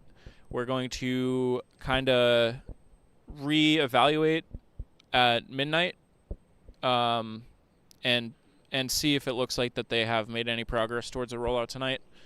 If they have not, then we're gonna look at what views we have and see if we want to head out around then or finish watching them wrap up some work. So in about a half hour, we're gonna take an evaluation of everything that's going on and make a decision.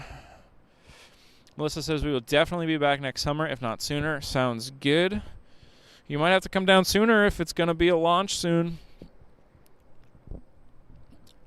I definitely think that it's a pretty good bet that we're gonna have IFT3 well before summer, but we'll have to see.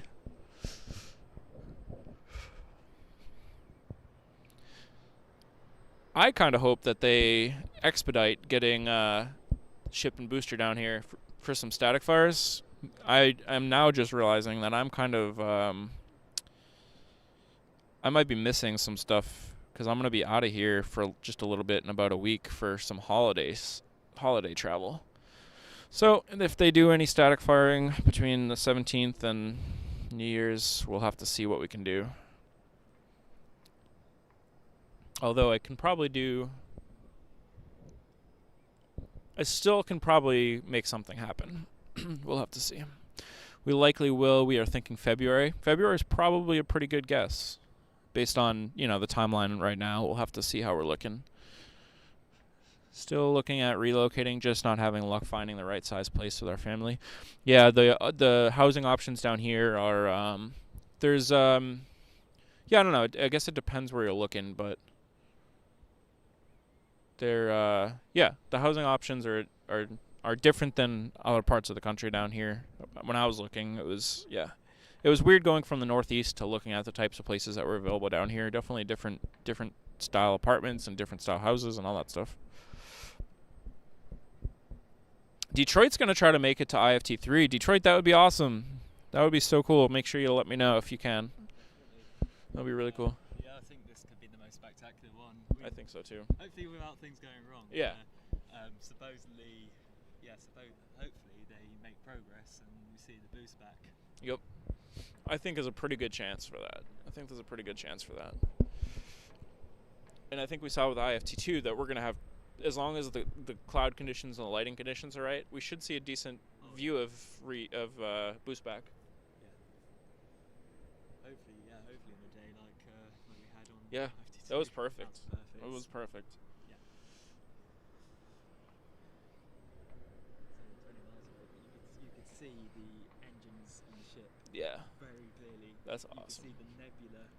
Yep. In the blast very clearly. Yep. It's basically is possibly down to a sequencing issue with the booster. Yep. Putting it through too much. Don't quote me on this. I think there's about 16 Gs of inertia on the booster. Basically, you've got an autonomous pressurization system trying to force propellant. This isn't official. This is just speculation. Yeah. But it's like they have pressurized gas to kind of force the propellant down into the engines Mm. from the top of the tank. So of course you're not forcing bubbles. Right. Well, the trouble is, the whole boost did a whole sort of somersault as soon as it separated from the ship, and when you're going through all those forces, the fuel's going to sort of try to slosh like a sort of fuel hammer from one side of the booster to the next. So of course, I mean, it's what are the chances the autonomous pressurization system can do against a huge, massive volume of water? Yeah. Well, not water, propellant. But propellant, whatever water. fluid it might be. That's Yeah. what I was thinking. Yeah.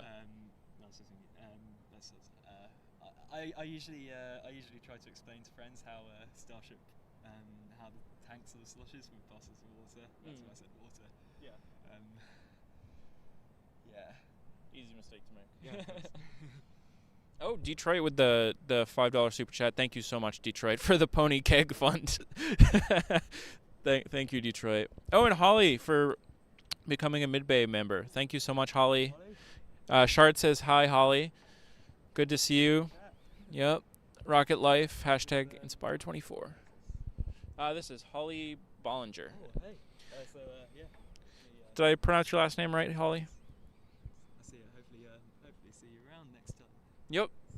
We saw a bit this time. Melissa's extending search all the way to McAllen. Ooh, yeah, that would be good. Just not quite the right fit yet. I mean, Airbnb is perfect, but not available for long-term rentals at the moment. Yeah, I feel you there for sure. But yeah, McAllen is still close enough that you could make all the launches and all the activities for sure. It's it's not too far. Not too far. Relocating a bit more complex schools. Oh yeah, I can't even imagine have to consider all those things. That must be a lot. Holly says, "Hey Shard, love you." Love you too. Shard says he loves you too. Look at this community, folks. It's great. The thing about the Airbnbs is that since Elon announced Starbase as a city for as building a city for Starbase here, I'm not sure if it's that if he meant building a city for employees, Right. or for the general public. Yeah. The trouble is, it's now of course everybody's seen the value and bought up Airbnbs, Right. which has driven up the prices of the other properties. Yeah, true. So there's a sort of 50-50 around here about SpaceX. Right. Yeah, definitely. It's yeah, yep. I've seen that. When something happened, you have something like this. Yeah. Only human nature. Astro Joe says, I was jamming to tunes. Hey, buddy. Cheers, Andrew. Oh, Astro Joe earlier didn't hear that you were here, so he's saying, hey. Oh, hey. Hi to Jen too. Hope they're both well. Shard says, say hi to Jen as well, and hope y'all are both well. Melissa says, our Airbnb is in Port Isabel. It's perfect, but yo, what's up? Airbnb is Port Isabel. It's perfect, but not available for long term.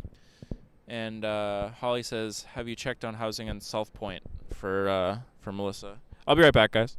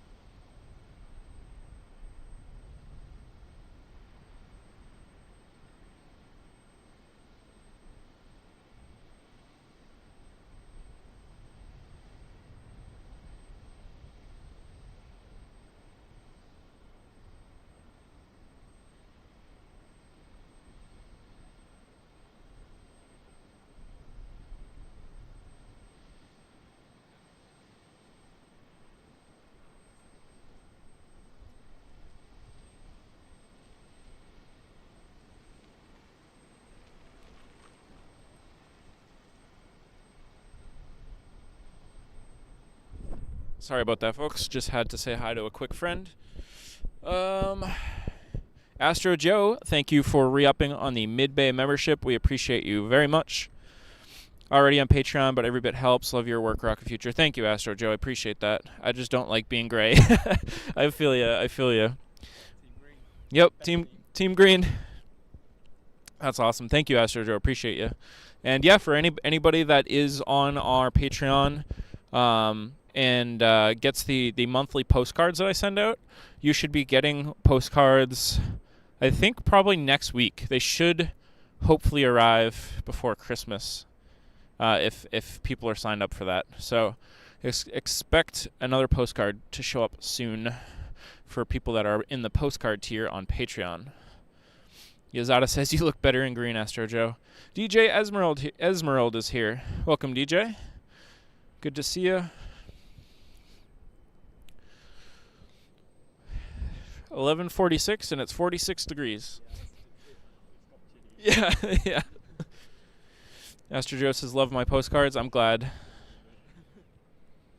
Astro prefers blue, actually.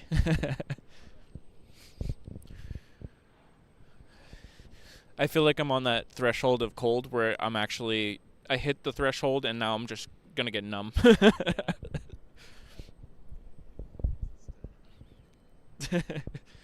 If you get too cold, let me know. You can always sit. Yep. So 15 minutes, folks. In 15 minutes, we're going to take a look at if there's any indication of a rollout, and then see what's happening with this work they're doing up here. Unfortunately, it keeps getting darker up there, but we still have some pretty good views of it. So we're gonna hang in here and make a decision on what our plan is in about 15 minutes. Melissa says it's 30 in Oklahoma. Yikes. That's below freezing. Yeah. Yep. I know that.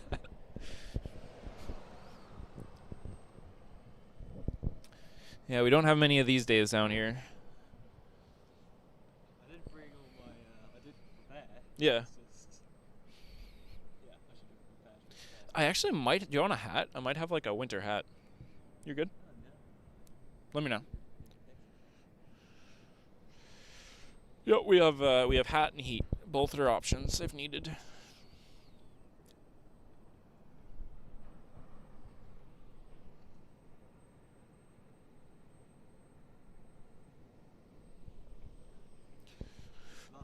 Last year I did both extremes.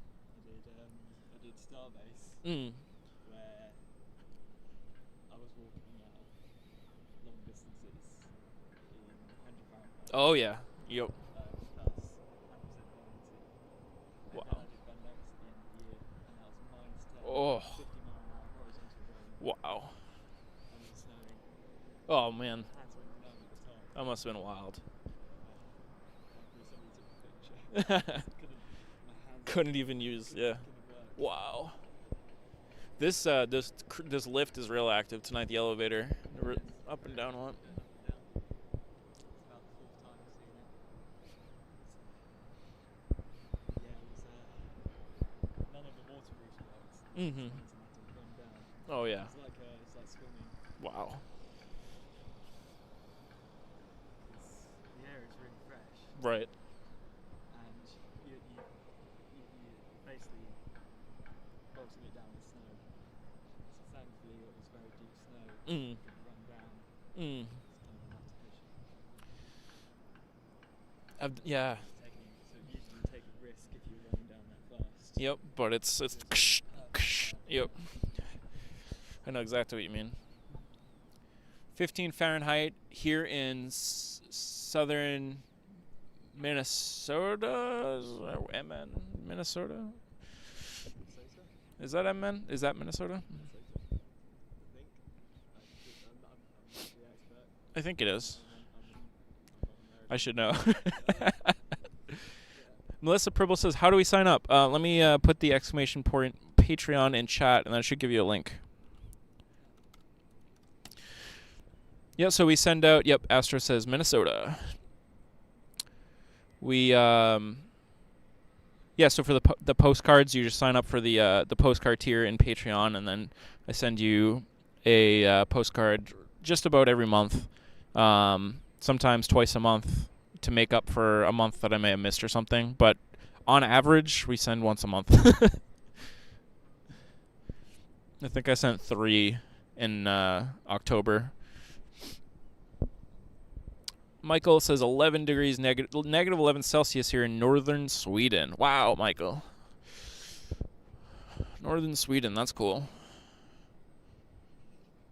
London we've had, no, in the UK we've had deep snow. Not deep snow, I wouldn't say deep snow.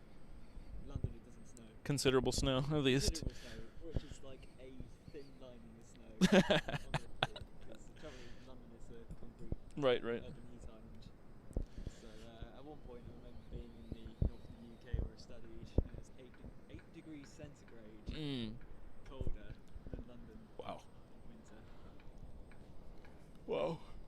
Yeah, I went to college in Vermont, and which is considerably north of where I'm from. Well, I mean, not considerably north, but it's even further north than where I'm from, Massachusetts. And we had days with the wind chill where I think like once a year it hit like negative 25 Fahrenheit with the wind chill. Crazy. Which means very cold. Yep, very, very, very cold. They would security would pretty much go to like every room on campus and knock on the door to make sure like they had their windows closed and everything. We have some excitement. Somebody is excited to be working at SpaceX. They're yelling in excitement. I think the coldest place I've been was Poland, and that was minus 30 degrees centigrade. Wow. Centigrade, so whatever that is in Fahrenheit. Shows us in a place where, kind of realism is one of those places in the middle of nowhere, where there's been quite a lot of history. Right. We were all there in our clothes, in our layers and stuff. Wow. Winter. It was, definitely remember how cold it was. Cold. Stephanie B says negative 11 Celsius is 12 Fahrenheit. Oh, Amy Sue Hayes is here. Welcome, Amy. Good to see you. Amy says it's 27 Fahrenheit in Nevada. Hank and I say hi. Wow. That's cold. So I'd say that's about -2. Probably, yeah. Country is cold right now. It's funny because generally speaking, when I lived up in Massachusetts, when December hit, I would feel like we were in like the middle of winter because it's the middle of winter. But down here, I feel like I don't know. It's December and I feel like it's not winter because it's not very cold. Except for tonight, it's pretty cool. But we have a sheriff driving by, but without any lights on, probably just doing a shift change with the sheriff that's usually down here.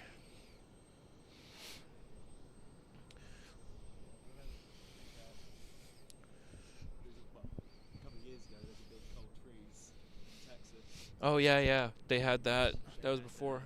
SpaceX, basically SpaceX were the only one with power. The diesel generators they had out here. Right. So they eventually turned into a sort of SpaceX. SpaceX helps out the sea Turtle Sanctuary, yeah. Turtle Sanctuary. So all these sea turtles were beaching up on the shore. Wow. And of course it was a freeze. Yeah. And SpaceX, I think SpaceX took all these turtles into this big. Actually, I reckon it would have been a sanctuary, and they just moved all their diesel generators, sacrificed their power. Yeah, didn't they put it in like the? Isn't it like the conference hall or the conference facility or something? I forget exactly. The base right at the top of SVI. Yeah. That's cool. Went there the other day. Except there are no birds at the sanctuary because they'd have been. It's that they've all migrated. Gotcha. Yeah. Melissa is back and signed up. Oh, nice, Melissa. Thank you. You will you'll get some postcards. Astro Joe says this is a quote unquote warm winter so far here. I'll take it. That's funny. Flaming Grasshopper with the $5. Thank you very much from Hank and Amy. Nice to see you keeping us all informed. Excuse me. Thank you very much. Hank and Amy, appreciate y'all. Thank you very much for supporting the channel. Melissa says, oh, we got some more sparks going on. Again, if anybody's just joining, we are seeing them disconnect. The interface here on the ship quick disconnects, and we think that that whole piece is going to be disconnected, so we're just waiting to see that actually happen. Melissa says, how do we become a member or support you here? So Melissa, just being here helps a lot, but if you want to help in a monetary way, you should see a button on the channel that says like join. I think it should say join. That will allow you to become a member on the channel. There's also the possibility of doing super chats and super stickers, which is a one-time donation to the channel. And again, all of the money from the memberships and the super chats and everything, those go right back into the channel. That money goes right into the equipment, replacing cables, some tripods. That's going to be the next big thing, is I need to replace a couple tripods. I have like 2 decent ones, and then I've had two completely break. So I got to replace some tripods soon, but it also helps us pay for the Starlink and for the gas to get out here and all that stuff. So anybody who chooses to support the channel, we appreciate you very much. And theoretically, it should just help make your experience a better experience here as a viewer on the channel as well. Holly says, Melissa, I'm in northeast Oklahoma, north of Tulsa. Sounds like Holly and Melissa are pretty close to each other as well. Yeah, that's what I was thinking. I'm sure they are. Yeah, cozy sparks. Hope the worker who installed the next shield is getting a bit of a... Oh! That one's really cool. Seeing, just saw some sparks all the way down to chopsticks. Oh, that's cool. Looks like there's no attention on the chopsticks right now. Right, yeah. There was a... So I think that light's the light that's always on there, I think. Maybe. Actually, maybe not. But yeah, that lift that was up there isn't there right now. Strange that there's only one light. There's only one stabilizer lit at the moment. Melissa says the join button isn't there. Are you on web or mobile, Melissa? Could also be the browser as well. True.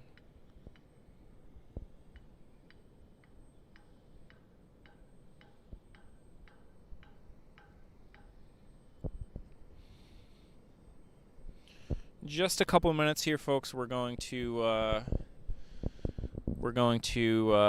take a look and see if we see any indication of any activity at the build site, and decide if we think it's likely or not that we're going to see any sort of a rollout. And then I have a feeling we'll probably hang for just a little bit after that, just to see if we see any changes here with the work that they're doing.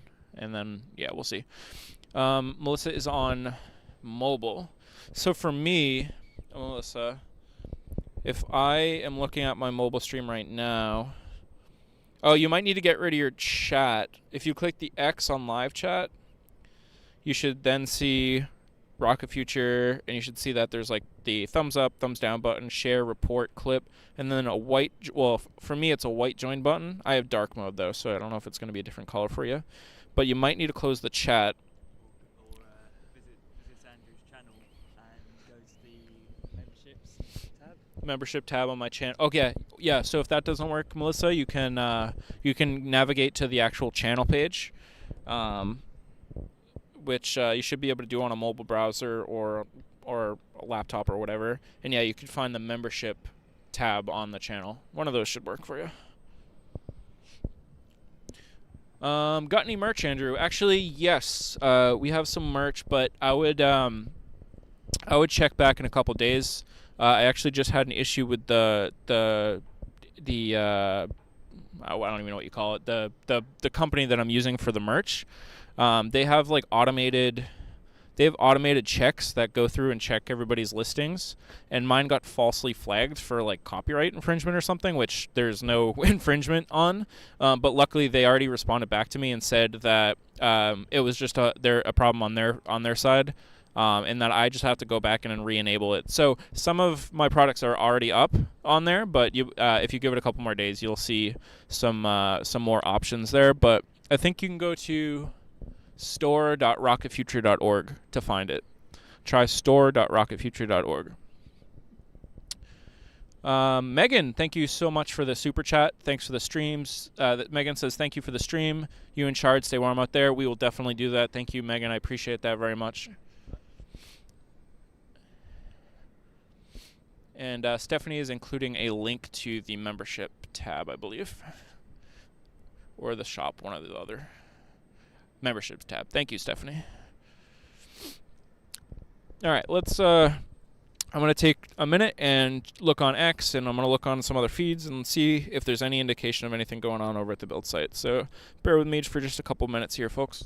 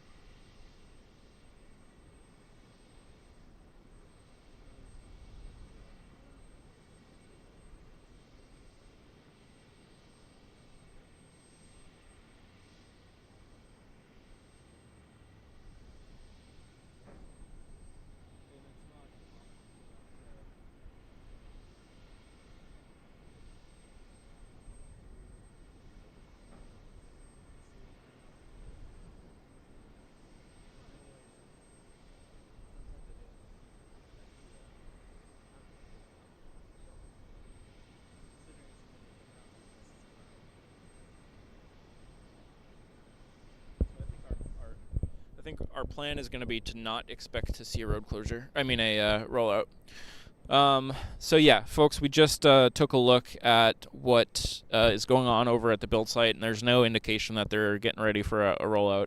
Doesn't mean that they're not going to do one, but I think at this point my confidence level in them doing one tonight is low enough that we're just gonna proceed with the plan of them not doing it. That's so we're gonna take that course of action there, which means we're gonna make a decision and probably wrap things up in a little bit here. I think it's probably worth maybe hanging out just a little longer to see maybe them do a little bit more work on this quick disconnect on, but for all we know, it might still take them a couple more hours to completely disconnect everything. So I would say, I don't know, maybe we wait 15. So it's 12:03. Let's hang out to 12:15, and then we might start calling it a night in 15 minutes. But hang tight with us for a little bit longer, because for all we know, maybe they'll disconnect the rest of everything that we're seeing here in the next 15 or so. But we're just gonna hang tight for a bit. I don't think we're gonna see the rollout. If anything changes, we'll keep you up to date. Let's see. I tried the link and it only took me to the channel homepage. Interesting. What do you got? Well, you can still find join button on the channels and channel membership. She's gonna try from her computer in the morning. That should work. Ironhead says 11:59:50 main rear hydraulic cylinder is finally released. Okay. Heck yeah. So that that's no longer connected. Okay. Yeah, so I guess That's big. referring to the sort of hydraulic pistons that push Right. quick disconnect forward into the ship, to interface with the ship, and they can also retract. Okay. Hydraulic versus electric. Flaming Grasshopper says, "What is the background on the Chinese characters on your merch T-shirts?" It's actually Japanese characters, and it says so. I released a line of merch that was I forgot what I called it, but it says ignition addiction. So there was a metal T that said ignition addiction in metal characters, and then there was one that was loosely based on synthwave music, and then I made those Japanese ones as well, and it doesn't directly translate to ignition addiction. It translates more to ignition dependence, which doesn't rhyme, but I don't know. I still like them. So I don't know. I like the design, and I liked the. I was inspired by some Japanese apparel and Japanese culture in general. So yeah, we made those.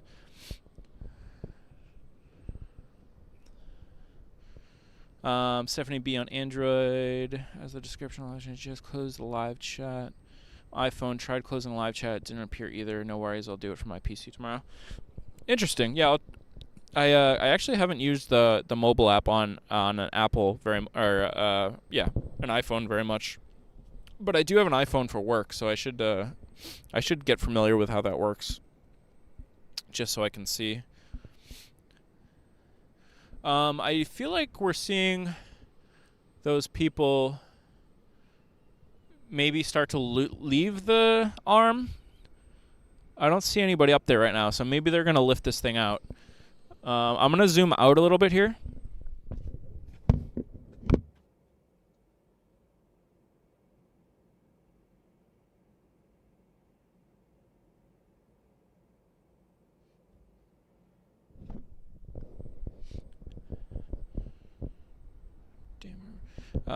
Damon Urbani is here. Greetings from South Africa. Wow. Thanks for tuning in from South Africa. That's really cool, Damon. Thanks for tuning in. We appreciate you being here.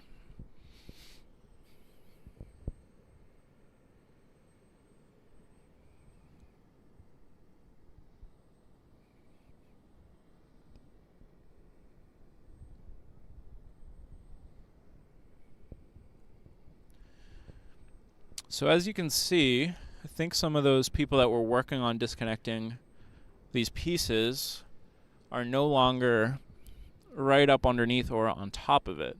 So maybe they're taking a break, or maybe they've with the disconnection of that hydraulic, maybe they are now going to lift it with the crane. So we're just going to hang out and find out. Melissa says, I vote a Rocket Future meetup for those who can make it happen for the next launch. Absolutely, Melissa. We've done we did one last time as well. We can definitely do one for the next one. That would be cool. Gyula is here from Hungary. Welcome, Gyula. I'm going to do my best at pronouncing that name. So for anybody just joining, we think that it is probably unlikely for a rollout tonight. So we've kind of moved on from the rollout and are now watching some work happening on the ship quick disconnect. We saw them cutting and torching through a lot of the connections for the actual interface that connects with the ship and the flex pipes. And now we've seen some of those lights go out. I think we have some cheering.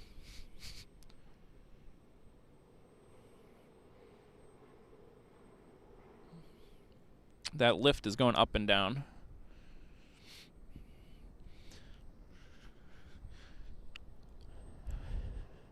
I'm not sure, Melissa. I should post it more places. I posted it on our X account or our Twitter account, but next time I can post it on our community tab on YouTube as well. But the more the merrier, for sure.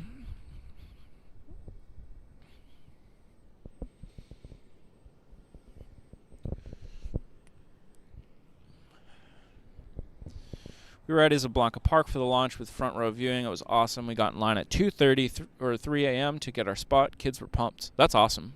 I really like watching from Isablanca. It's a good good viewing location for sure.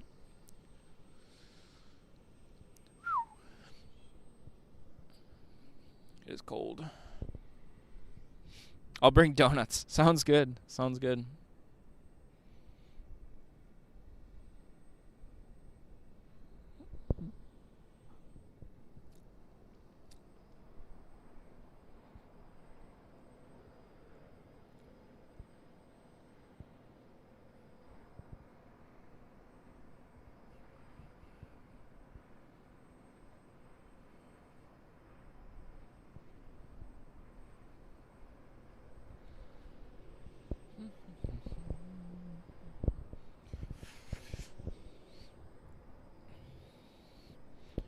So I think we're just gonna hang for a little, just a few more minutes here to see if they end up lifting up this piece here.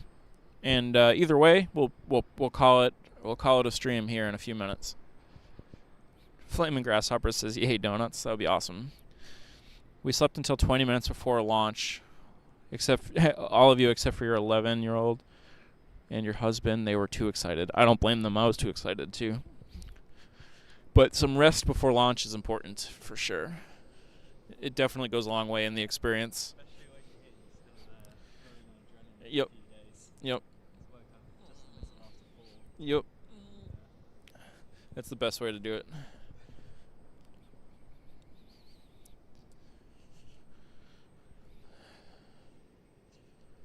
All right, so the lift just went down, and I think that everybody that was working on the quick disconnect was probably in that lift.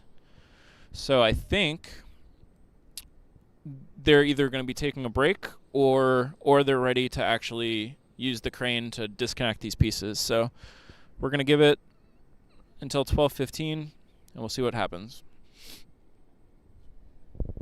My hands are cold.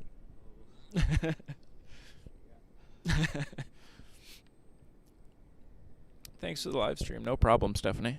It's getting cold. Yep. When I was just about to leave the UK. I was like really happy. Yep. Now you're gonna go back and it'll be cold. Cold shock when I come back. Oh yeah, 100%. It's a clear night though.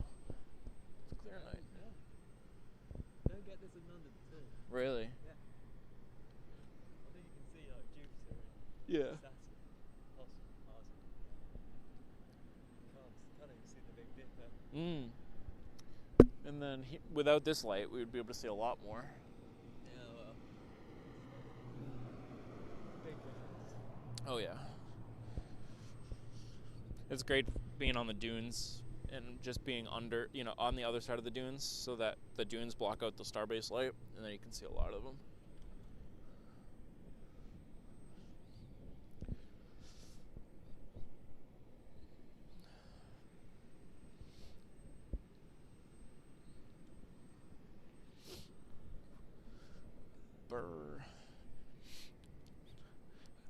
You woke up with your car surrounded by people, but had front row seats. Even our younger 2 toddlers loved the launch. They were screaming, "Rocket, rocket!" That's awesome. That is so cool.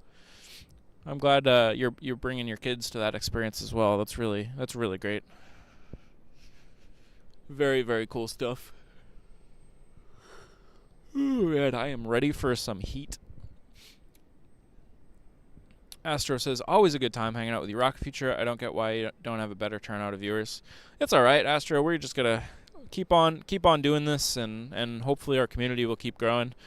If I try not to look too much at the numbers, but when I see there is growth. So it's just gotta keep going, and it's just gotta keep growing.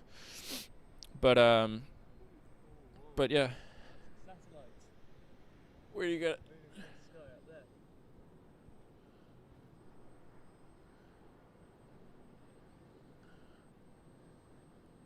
I don't think I see it, but I just saw a shooting star. Yeah. You see that? Yeah, I did. That was sick. Oh. Nice. We got some shooting stars going on over here at Starbase, and Shard saw a satellite as well. Yeah, the satellite looked like it turned into the shooting star. Wait, maybe it was I think it's the same one. yeah, it was probably a shooting star, and Yeah. you probably saw it like coming directly, and then that's cool. Wow. Wild. Very cool. Second time I've ever seen one. Really, that's awesome. Keep on keeping on, says Esther Joe. We'll absolutely do this. We're not stopping doing any of this anytime soon. Enjoying the heck out of doing it.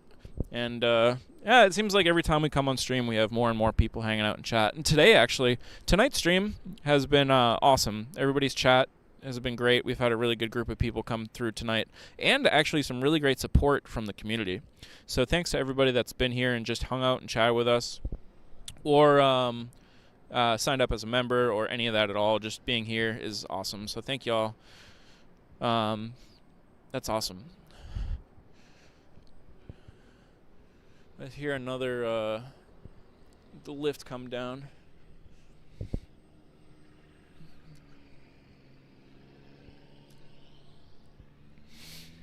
All right, I think we'll probably call it. I think we're gonna call it. It's entirely possible that they're gonna lift this piece out of here, but the thing about being here at Starbase is you got to know when to stop, or else you're here forever. So yep. Yep. Yep, you can't see everything, even if you want to see everything, but that's okay. We actually got to see some of the more impressive visual parts of it anyway, with them grinding everything down and everything. So that was great. Flaming Grasshopper says Gemini meteor shower peaks Wednesday night. Oh, that explains it. Melissa Preble. Yeah, yeah. That was so cool. Plus, they come back to school with the cool stories. Oh, that must be cool going to school and telling everybody about their launch. Awesome community. I agree. Some members and subscribers may not know that you were going live today, perhaps posting the live stream a day before. If I knew ahead of time, could get me more viewers. Yeah, definitely. Anytime that I am certain that I'm going live, I could do that. That's a good idea. I've done that in the past, and I haven't done it a lot lately. But no, great idea. Great idea, Tony. True words, Andrew. We have followed many live streamers, and they all say the same. Yep. So on that note, let's wrap it up here. So yeah, like I said, thanks to anybody and everybody that stopped by today in support of the channel, either just by being here or any of the other various ways to support the channel. We appreciate y'all very much. Thanks to Shard for hanging out with us tonight. It's been a great, fun conversation. Always fun to hang out. Good stuff. So we didn't get to see any rollout tonight, but that's okay. We got to see some really cool work on the ship quick disconnect, and that's an important step before next launch opportunity. So good stuff. Excuse me. Thanks everybody for coming. Melissa says good night. Damon gives us a thumbs up from South Africa. Thank you. That's all I got. Amy Sue says thanks. Excuse me. Astro says rest well. Catch you next time. Sounds good. Thanks everybody. We'll see you next time. My name is Andrew. Thanks again to Shard for hanging out with us, and peace out.